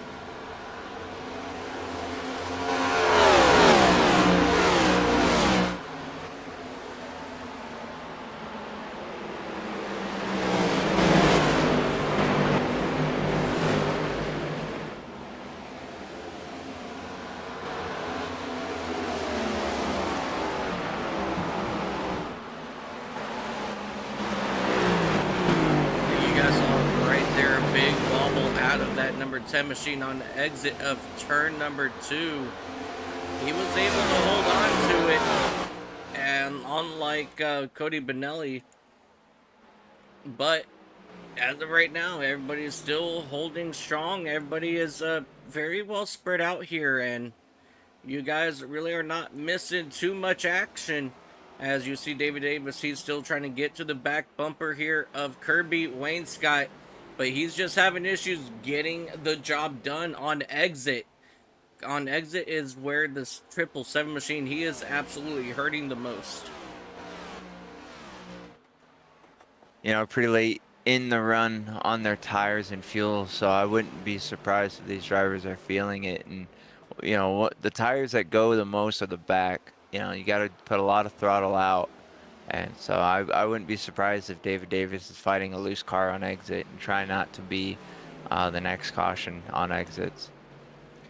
Yeah, taking a look here at our last pit stop. These drivers have gone just about 44 to 47 laps since they last came down pit road. So we're anticipating pit stops here within the next 10 laps. And that will put us at roughly 55 to go-ish.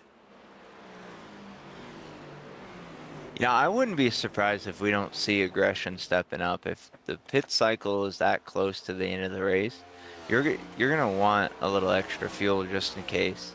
So I wouldn't be surprised if we see some fuel saving just to make sure that they can make it.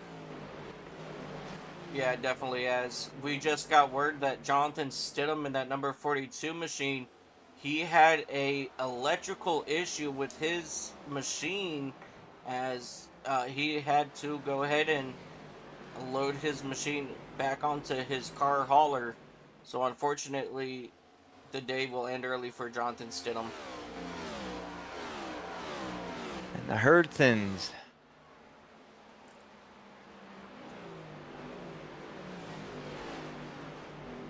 What? You know, I said the herd thins.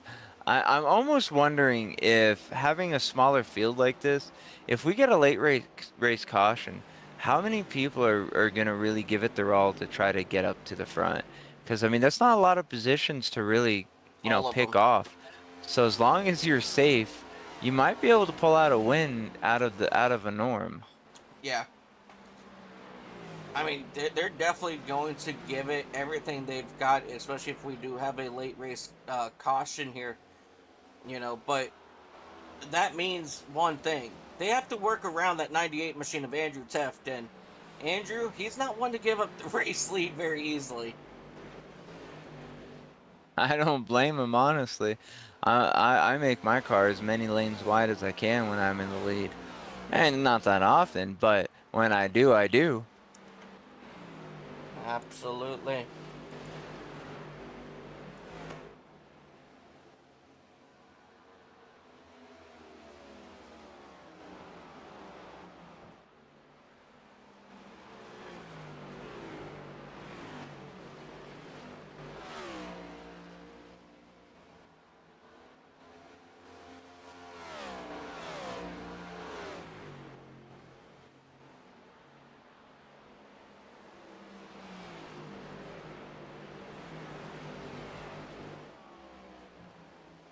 As we take a look here at Andrew Teft on the back straightaway, lap 165, heading into 166 out of 225. He's worked his way up to almost the second lead off of the 16 Alubers. He's kind of been consistent all day. We've been seeing him up front where he usually runs, but he doesn't seem to be wavering off much. He's been able to have a clean race, clean air. He's not been really having to run his car too hard, so he's probably got the best tires out of everybody right now, even with him taking two on that last stop there. Lubers, he's currently fallen back a little bit more each corner that he takes there. Wayne Scott not really able to make much of a move either. We're just going to kind of ride along here, focus on the race leader as we come closer and closer to the pit cycle starting here once again.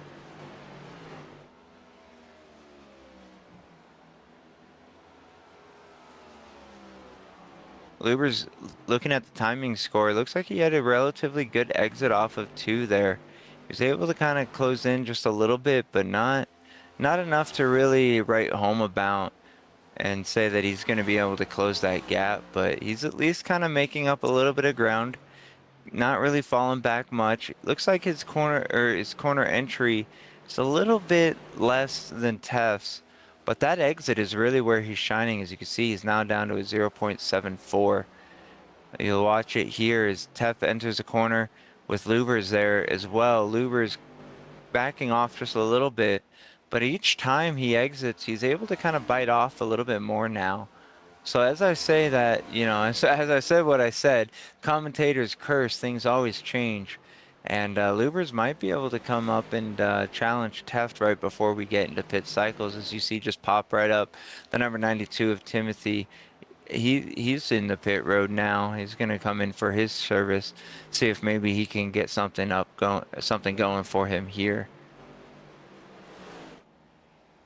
Interesting. It's going to be interesting to see as we come up to lap 170 out of 225.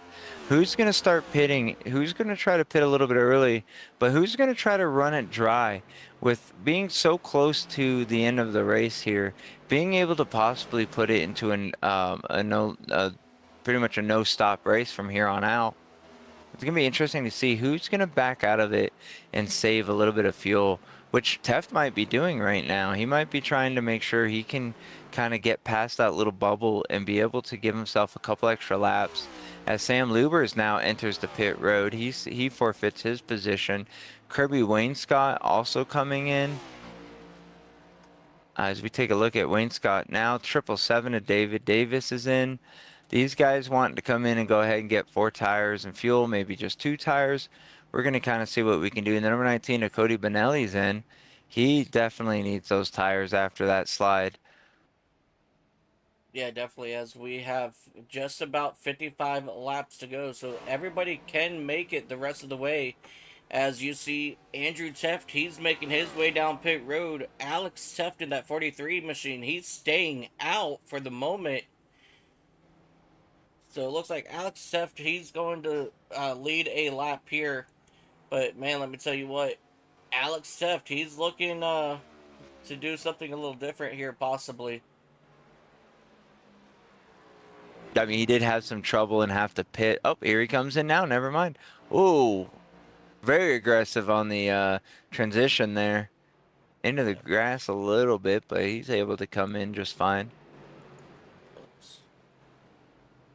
All right, Andrew Teft, he's coming on out of pit road.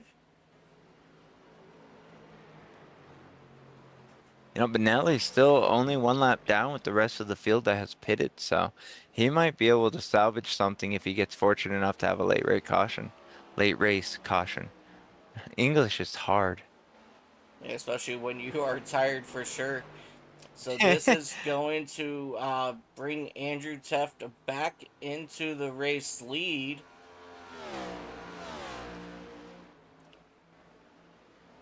And that'll bring Sam Lubers continuing to be right behind Andrew by just about 1 second. Alex Teft, he's going to come back out right in front of that 777 machine. Well, almost right literally. Yeah. Yeah. So he's going to go ahead and get himself into a different gear, and I won't be surprised to see Alex making a run here on David Davis for that 3rd place here at some point in this last run. Yeah, that put the number 43 machine of Alex Teft in a really good position. He's been kind of in the back for most of the race here. He had a couple of problems and not a bad repair job done to his overall position. So I'm interested to see where he comes out. Remember what I said at the start of the broadcast early on when I was doing a quick rundown of the field? Alex, no, I've blinked since then. Oh, yeah, see. Alex, he'll be in the back, and, before we know it, he'll be running for the race lead. Well, it's not exactly the race lead, but here we are, 3rd place. He's a strategist. He knows how to play it. Oh, yeah. Stay out of the trouble. Maybe be in the trouble. But time it just right. Come out on top. Yep. Definitely. Looking at the timing score, though, Teft only has a second on Lubers, Everyone else is 5 seconds or 6 seconds back off the leader. It's Yeah. going to be interesting to see if we stay green, can anyone run them down without burning their tires up too much? Because we were right at the bubble, about 55 laps left when everybody pitted. You know, pit fuel or pit fuel size, fuel tank, sorry, allows about 50 to 55 laps. How hard are these guys really going to push it? Are they going to try to close in that gap as much as possible? Or are they going to save and hope that Tef doesn't? Me personally, I'm gonna give it all I got. Yeah, I mean, I don't blame you for that. The only problem is that while we've had a green flag run, these guys are the drivers that do start pushing it a little bit harder, they're going to be more likely to have that back end step out, which may generate a caution. There's 3 green-white checkers tonight. So if we are unfortunate enough to have multiple green-white checkers, which realistically I don't think we're going to have, but as a racer, you have to think about all the variables, right? You have to Yep. think about what if this, what if that? Okay, how will I adapt to that? A lot of these drivers go, well, I'll just deal with it when it gets there. That doesn't always get you a race win. Sometimes it gets you an out of fuel yellow flag because you're on the backstretch and you can't make it the rest of the way. So I'm almost wondering what what is going through these drivers' minds right now? Who is thinking, okay, I'm good on fuel to make it to the checkered flag? What drivers are going, I'm good to make it to the checkered flag, but if we have one green-white checkered, I'm not going to be okay. If we have two Right. green-white checkers, I'm not going to be okay. So I'm almost wondering if we should have our eyes glued on that timing score or that timing board to see who is staying where they are, who is gaining, who is losing, and then just kind of see where everybody plays out. Yeah, definitely. And, unfortunately at this moment, I think third on back is pretty much done for, unless if we do have a late race caution here. But right now, Sam Luber's in that 16 machine. He's still very strong and has a good possibility here still to catch up to your race leader. Yeah, realistically speaking, I don't think you're wrong on that. I don't see the likelihood of a caution coming out, especially since we'd no longer have to worry about anyone pitting and making a mistake on entry. But we still do have to watch the corner exits here. Yeah. It's very possible. I mean, we've seen it from a very strong driver today, the number 19 of Benelli. He's a very skilled driver. He's very fast. He showed a lot of effort today, and he was able to lose it coming out of the corner. Fortunately for everybody on the track, except for Benelli, no caution came out because he went straight to the infield, but that's not always going to happen. I mean, sometimes you overcorrect it or you have too much momentum and you shoot right back up onto the track sideways and you come to a stop. So I think anything's possible. Realistically, I think we're going to see a battle between Teft and Lubers, but I don't know. I have a interesting suspicion that we might have a shakeup. Yeah. It's definitely very possible here as we are crossed over into this 50 to go, 43 laps, something like that. 11:55, I could tell you that. It's less than 55. You can't ask me to math right now. Or ever. That's why I have a crew chief. He does the math for me. Because I'm telling you, I give credit to these guys out there on the track that can do everything. Set up their car, make adjustments, calculate on the fly. These guys that are able to do that and pull off race wins, they're a different level of beast. There's no denying that. I know these guys are running the baseline setup, so there's not a lot of adjustments they can do, but they still do have to consider, fuel runs, tire conservation, what happens if this happens. And, these guys are, while it being a small field, these guys are putting on a show, and I know they're kind of spaced out. Not much to talk about, not much to see, but you know, being on the track, this is wildly different for them than it is for us.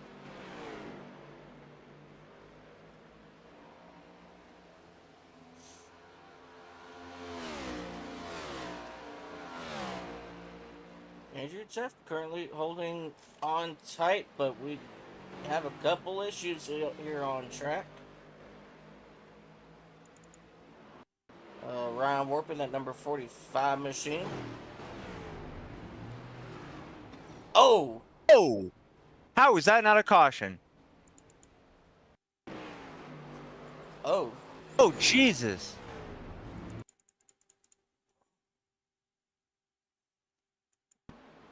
So Kirby just...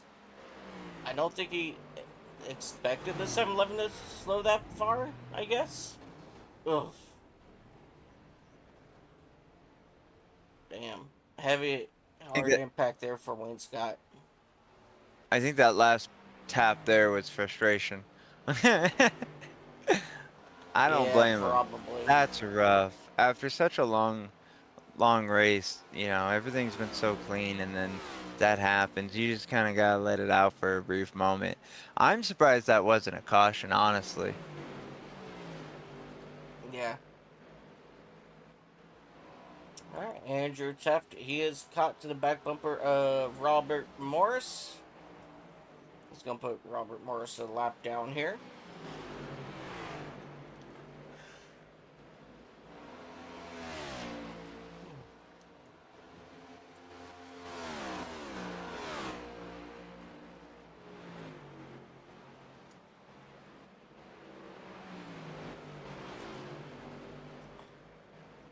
Yeah, Sam Lubers, he's pulling away from Alex Teft. Alex Teft, he's pulling away from Cody Benelli.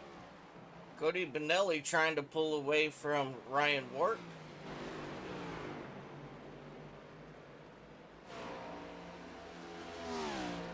$30 laps to go this time by.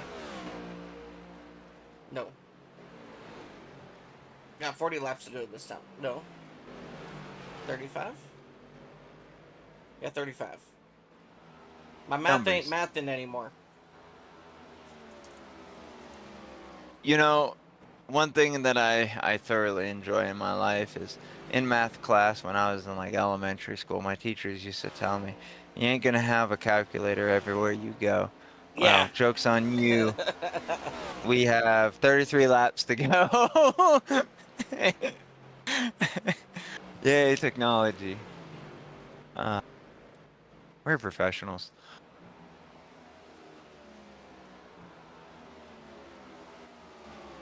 Yeah, a lot of our teachers told us a lot of different things.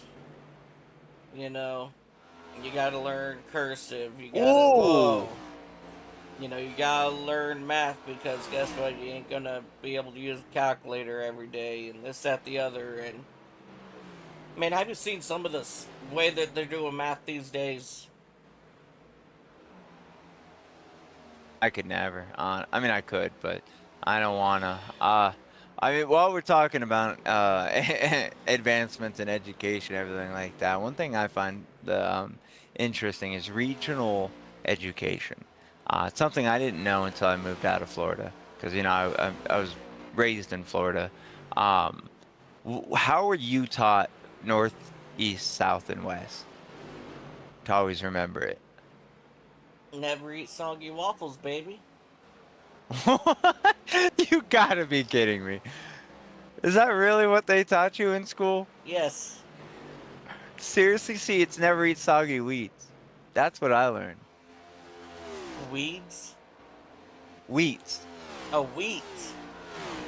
Yeah, wheat. It never made sense to me. I don't no like sense. wheat. I know, but that's what the educational system taught me. Never eat soggy wheat. No, never eat soggy waffles. But soggy waffles aren't that bad, though. No, they're not. Especially some butter and some syrup right on top. Heck Oh, yeah, man. baby. Oh man. Oh, you're welcome for making everybody 30 hungry. laps to go this time by for Andrew Teft. Sam Luber's not gaining, but he's not losing either.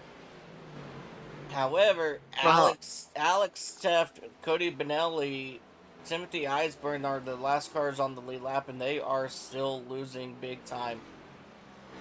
So that's definitely gonna very be rough. unfortunate. I don't know how long ago this was said, but the Grim Landini, a good buddy of mine, says, Ricky Bobby told me if you aren't first, you're last.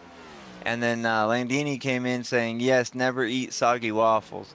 That I've never heard that in my life. We're gonna have to ask the interviewees their opinion on that. Hot take, guys. Yeah, hot take. Hot take. What's how do you know you're northeast southwest? All right. How did you talk about, how did you learn, your movements in your math equations? Parentheses, exponents, etc. Oh man, that Jesus, Mother of Lord. You know how long it's been since I've had to think about math like that? I avoid math like that. So I don't even know what I was taught. If you don't use it, you lose it, and that is one of the things that I've lost. For me, I was learned, please excuse my dear Aunt Sally. Yes, yes, okay. Yes, that is exactly what I was taught. Please excuse my dear Aunt Sally. I just had to hear it. But yeah, no, okay, there's consistency. It's a miracle. Yeah, I know. I have one of those brains where I can't recall, but if I hear it, it clicks. But yeah, please excuse. So, I'm not even gonna try. I'm not gonna make a fool of myself. I know you said it, parentheses, equations, and some odd stuff like that, Yeah, but parentheses, I was exponents, learning. multiplication, division, addition, subtraction, Soda or pop? soda. Soda, 100%. My girlfriend, she'll go, we need to go over to get some pop. No, we need to go get over to get some soda. No, it's pop. You know what? Fine, we need to go get some soda pop. Hold on, Blake Hewlett in the chat says Midwest is never eat saggy waffles. Not soggy, but saggy. Oh man. I wouldn't want I to was eat learning. saggy waffles either. How you Yeah. doing, Blake? Welcome in, buddy. Hope you're doing well, Hewlett. Good to see you, my friend.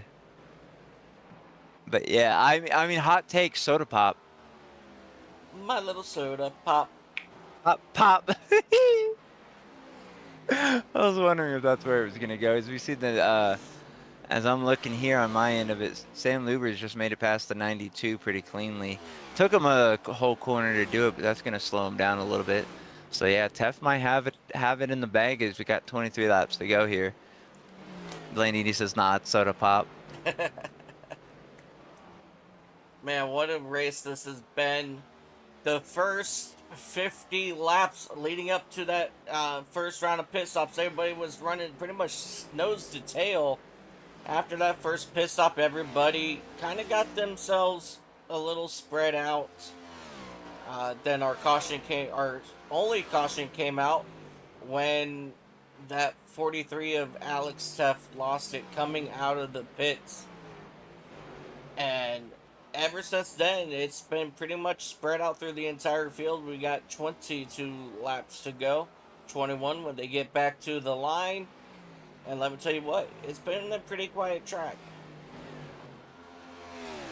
It has. Restart after was the most exciting. We've seen everybody trying to pass each other, but it's all leveled out.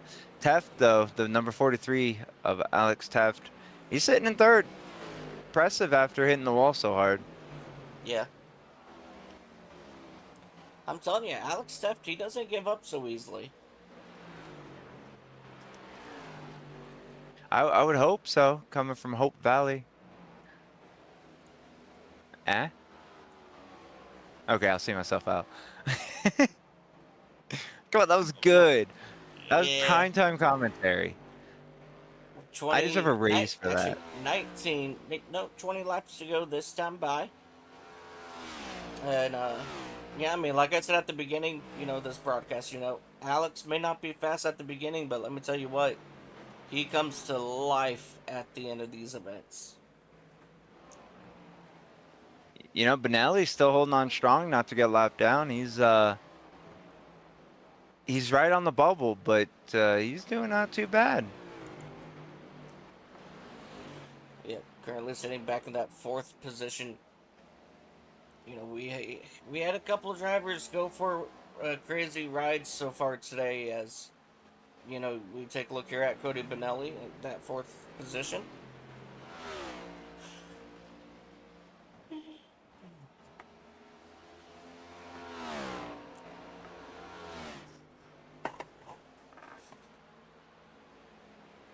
It's soggy.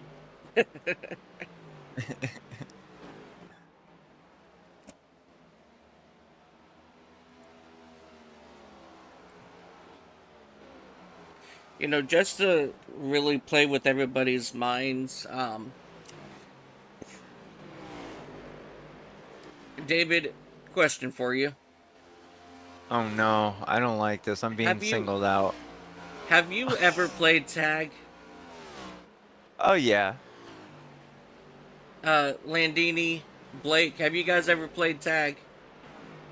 Digital Grid? If you guys have, how old were you when you realized that you're still it from a game of tag?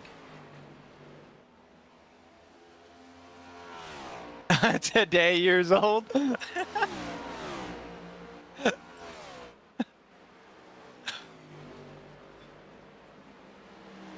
Andrew Taft putting that number 711 machine another lap down, as he is quickly approaching that 777 of David Davis to put him another lap down as well.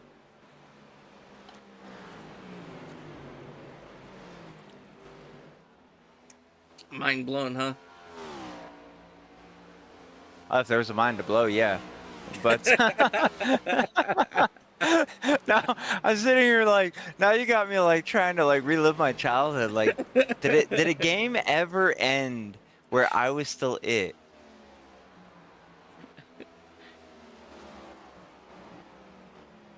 Hopefully I wasn't it last.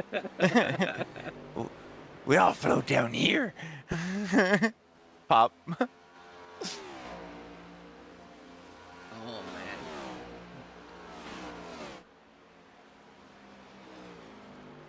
I'm sorry, I had to.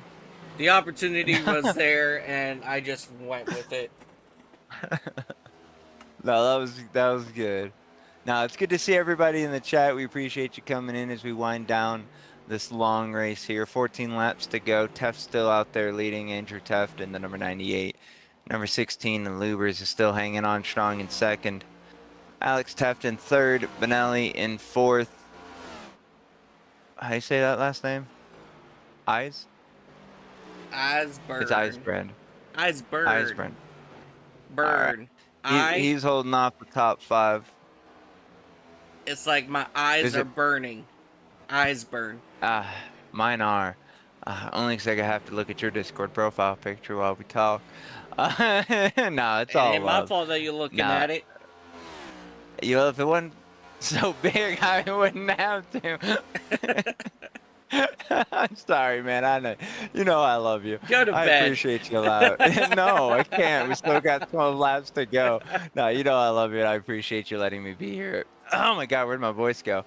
Be here up in the booth with you.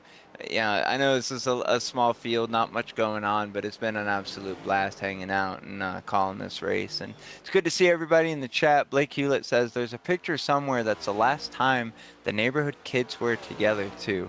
See, I grew up in the era where, no, that's not true. We didn't take pictures that we shared. But like, I don't ever think that as a child, at an age of where I was of my own cognizance, where we were like, let's take a picture. I didn't start taking pictures to really permanently memorialize things until like 5-ish years ago. I used to Right. think that it was embarrassing or stuff like that. So while in the 80s, there I would say that in the 90s to early 2000s, well, no, from the 90s to the early 2000s, I would say no, because I didn't really hit like cognitive life until like 2001, because no,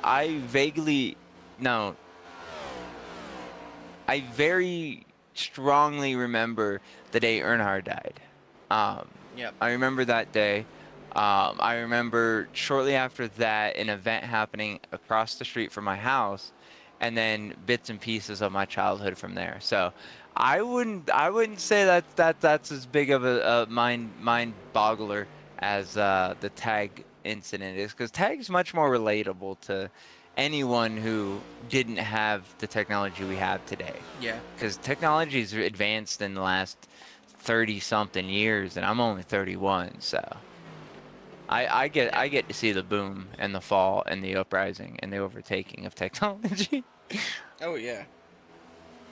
I mean, it's just been absolutely a roller coaster the last 30 plus years, with the change in technology. And I mean, we went from these big old, brick things that we called cell phones to what we use today, as a cell phone. So it's absolutely crazy how much technology has come through. And thanks to that technology, we are all spending it here, this beautiful Sunday morning, right here on the Racers Elite Network, powered by iRacing. 6 laps to go this time by for your race leader, Andrew Teft, as Sam Lubers, he is now just a little over 2 seconds behind him, 15 seconds back to Alex Teft, and then Cody Bonelli sitting just about 30 seconds back from your race leaders. And let me tell you what. What? What was that? Hang on. I just heard something. Well, while he figures out if he's gonna die or not, I'm gonna rally the troops, and I'm gonna say that for a field of 15 cars or less, the commentator and producer should be able to force a caution for entertainment value. I'm just saying. I'm just saying. Okay, he didn't do I it think this that would. time. I thought What? on the exit, I thought I heard him downshift to fourth, I think. But right now, Andrew Teft, he's riding it out in that fifth gear. He's not changing gears. Yeah, going back to what we talked about earlier about that, I wonder if that was a conservation attempt, because this track didn't strike me as one you'd want to shift at, and maybe it was a way to help keep the tires cooler, or just maybe gave them better rotation so they're not pushing as hard. I'm not entirely sure, but yeah, that's interesting.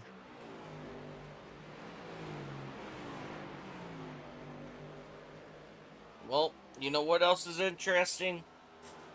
This time by Andrew Teft, he's going to have 2 laps to go before we get to call it a day here at Nashville Superspeedway. On the exit of turn number 4, Barnyard Flagman, he's going to show the popsicle sticks as they cross the start-finish line here for 2 laps to go. And if Sam Lubers has absolutely anything left in that tank, he needs to pull it out now, because he is just sitting just about 1.2 seconds back here from your race leader. Catching Andrew is one thing, but passing him is another, as the white flag will wave here at Nashville Superspeedway. 1 more lap to go for Andrew Teft. and he is looking to continue to come up through the points. Down the back straightaway for the final time here, ladies and gentlemen. Andrew Teft, nice and easy now out of turn number 4. Ladies and gentlemen, your race winner here at Nashville Superspeedway, Andrew Teft, driver of that number 98 Racers Elite machine. He's going to bring it home first. Sam Lubers, he'll bring it home second. Alex Teft, a really good, strong finish for him. He'll come home third. Cody Benelli will bring it fourth. And Robert Norris, he will be the first car one lap down. He will bring it home fifth. Timothy Eisburn, Ryan Warp, David Davis, Kirby Wainscott, Trevor Fetzig, Jonathan Stidham, and Eric Dodd will round out your field of 12 drivers here today. While we are watching Andrew do his burnout, what are your final thoughts here today?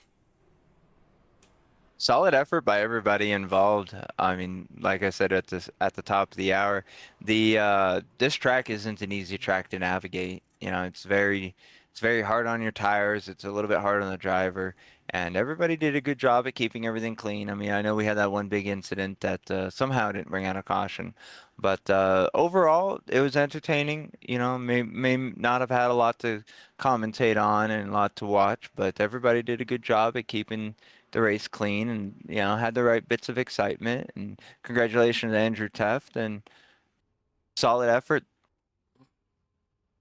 Yeah, absolutely. And before we talk with our top 3, let's go ahead and take a look here at your race results.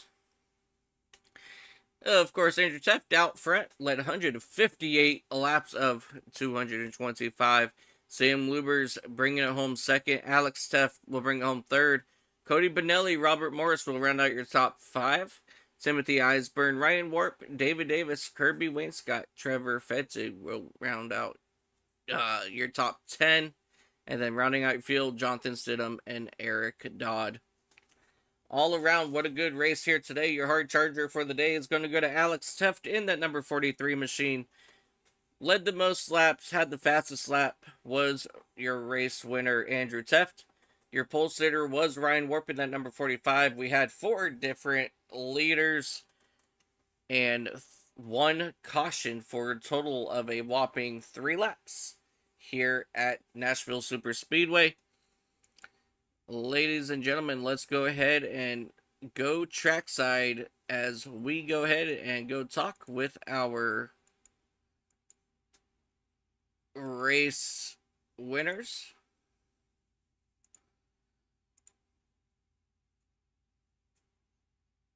Give me one moment here.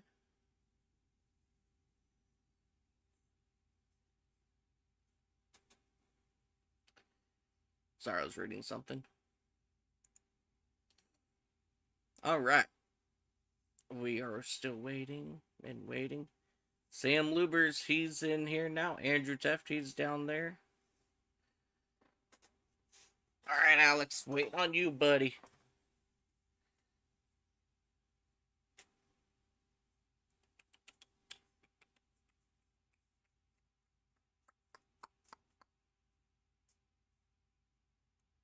There he goes.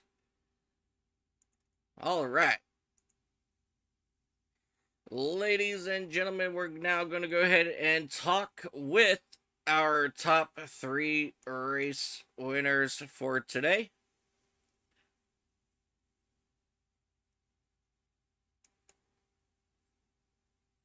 And we're going to start off with the driver of that number 43 Toyota Camry, Alex Teft. Alex, it's Mike and David up in the booth. You got a copy? Yeah, I gotcha. Man, Alex, what a long race for you guys here today. And you had that big incident on the back straightaway. Luckily, you were able to get the car repaired and come back strong for third. But were you worried after that incident that that whole thing was just going to change your momentum through this race? Not really, because I really didn't have much speed throughout the race. And very consistent lap times, but definitely not fast ones.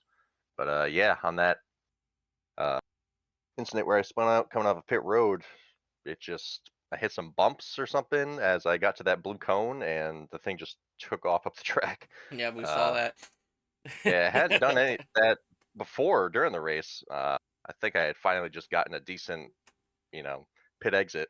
So I was carrying a little bit more speed there, and I don't know if I maybe upshifted at the perfectly wrong time or what, but yeah, like as you saw, it took off. But Yeah. no, I finished probably about where I thought I was speed wise. I didn't have anything for those top two, so uh, finally gained some ground up on Kirby in first place, so that helps. But Yeah. yeah, decent race overall, except for the one big incident. Yeah, for sure. And before we let you go today, Alex, is there anybody that you'd like to give a shout out to? Yeah, definitely. Thank you guys in the Races Elite Network booth for putting on the show. Thank my friends and the viewers that watch all the time, my parents, and my wife. Beautiful. All right, Alex. Well, congratulations, buddy, on your third place finish, and we'll catch you next week when we head to, I believe it's Michigan next week. Sounds good. Thank you. Thank you so much. Ladies and gentlemen, driver of that number 43 machine, Alex Teft. Let's go ahead and bring up the man in the middle of that Teft sandwich, Sam Lubers, driver of that number 16 machine. Sam, it's Mike up in the booth. You got a copy? Yes, sir. How you doing, boys? Doing pretty good. Sam, man, what a race for you today. Um, you came out as a total different driver than what I'm used to seeing out of you. How fast was that Chevrolet for you here today? Yeah, it felt pretty good. Nashville's a tough track, man. I mean, it's just tough to pass. That's why I wanted to be out front. That's why I stayed out in that one caution we had right after the pit cycle. I had like two laps on the tires and just I wanted to try and be out front. But then I bobbled it once coming out of the turn, and it lost me all of that. So it's a good run. It's a tough track to pass at, man. Yeah, for sure. But coming home second's pretty good feat here. In Racers Elite altogether. Um, is there anybody that you would like to give a shout out to before we let you go here today? Oh, same as normal. It's a good group. I know we had a small field today, but it's still just a good group to race in, man. Like you said, there's one caution.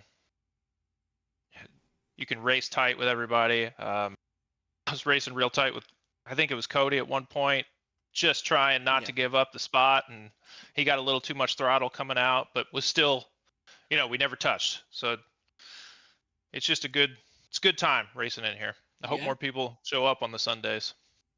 Yeah, they are definitely missing out because let me tell you what I had. With there only being 12 cars, David and we had an absolute blast up here calling this race. So it's good to hear. Yep. And but yeah, man, just a really good race, and we'll look forward to seeing you next week, I believe, in Michigan. Thanks, boys. Ladies and gentlemen, your runner-up driver of that number 16 machine, Sam Lubers.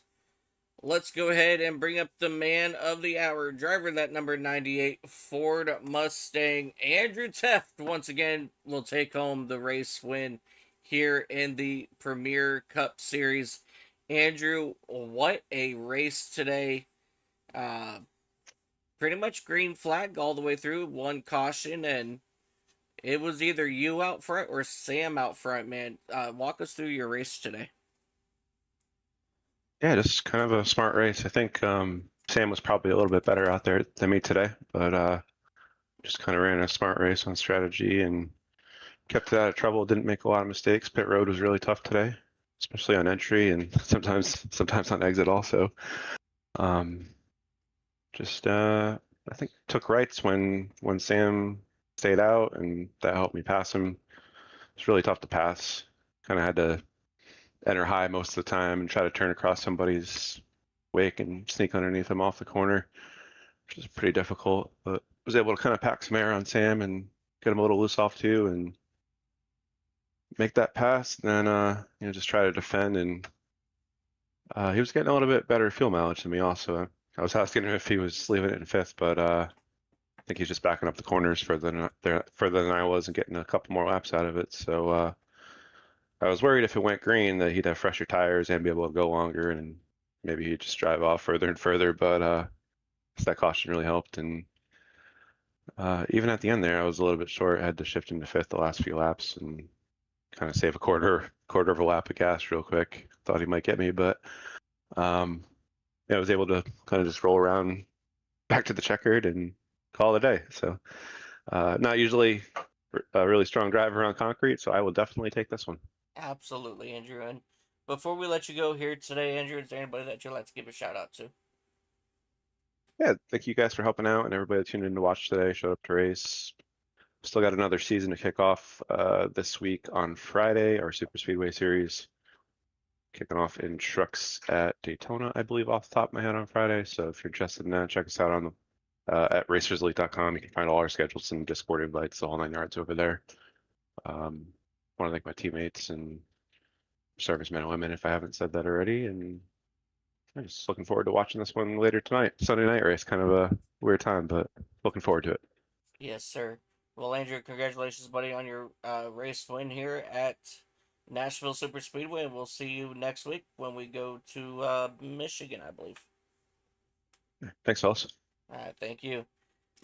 Ladies and gentlemen, your race winner driver, that number 98 Ford Mustang, Andrew Teft. He'll bring it home with the race win. Man, David, I hope you had fun up here today. I know I did. And what a absolute race. Any final words before we head out? Oh, I definitely did have a lot of fun. I mean, hell, I'm still awake. But no, to anyone out there watching who's on the fence or looking for a new league to join, I definitely do recommend Racers Elite. These guys are a good group of guys. I had the pleasure of commentating during the Indianapolis 500 that they ran. A lot of guys don't run those cars at all. And they jumped in there, and it was an absolute blast to call it. It was fun to watch them out there. These guys are clean, they run hard, they're smart. Races might be a little bit long, but they got a lot of series for you. I think it's what. Let me do a quick plug for them. We got Tuesdays, Wednesdays, Thursdays, and Fridays that they run leagues. All of them are a blast to be in. I definitely recommend checking them out. I appreciate them allowing me to be up here. Mike, I appreciate you allowing me to be up here. You could have easily kicked me out hours ago, but you haven't, and I appreciate that. And thank you everyone for watching, hanging out in the chat, commenting. I look forward to being here next Sunday, and I hope you guys are as well. Absolutely. And that is a good way to close it out, ladies and gentlemen. Thank you guys so much for joining us right here on Racers Elite Network. Again, I am Mike Taylor. Along beside me, my awesome, cool friend, a good buddy, a brother, David Forch. He will be joining us on Friday night as well for the Super Speedway series. So we're looking forward to get the Super Speedway series underway this week as well. And until next time, ladies and gentlemen, I'm Mike Taylor up here in the booth. And again, along beside me, David Forch. We want to thank you guys so much for tuning in. And always remember, no matter what you do in life, ladies and gentlemen, have fun doing it. And if it's not fun, well, go and make it fun. Until next time, I hope you all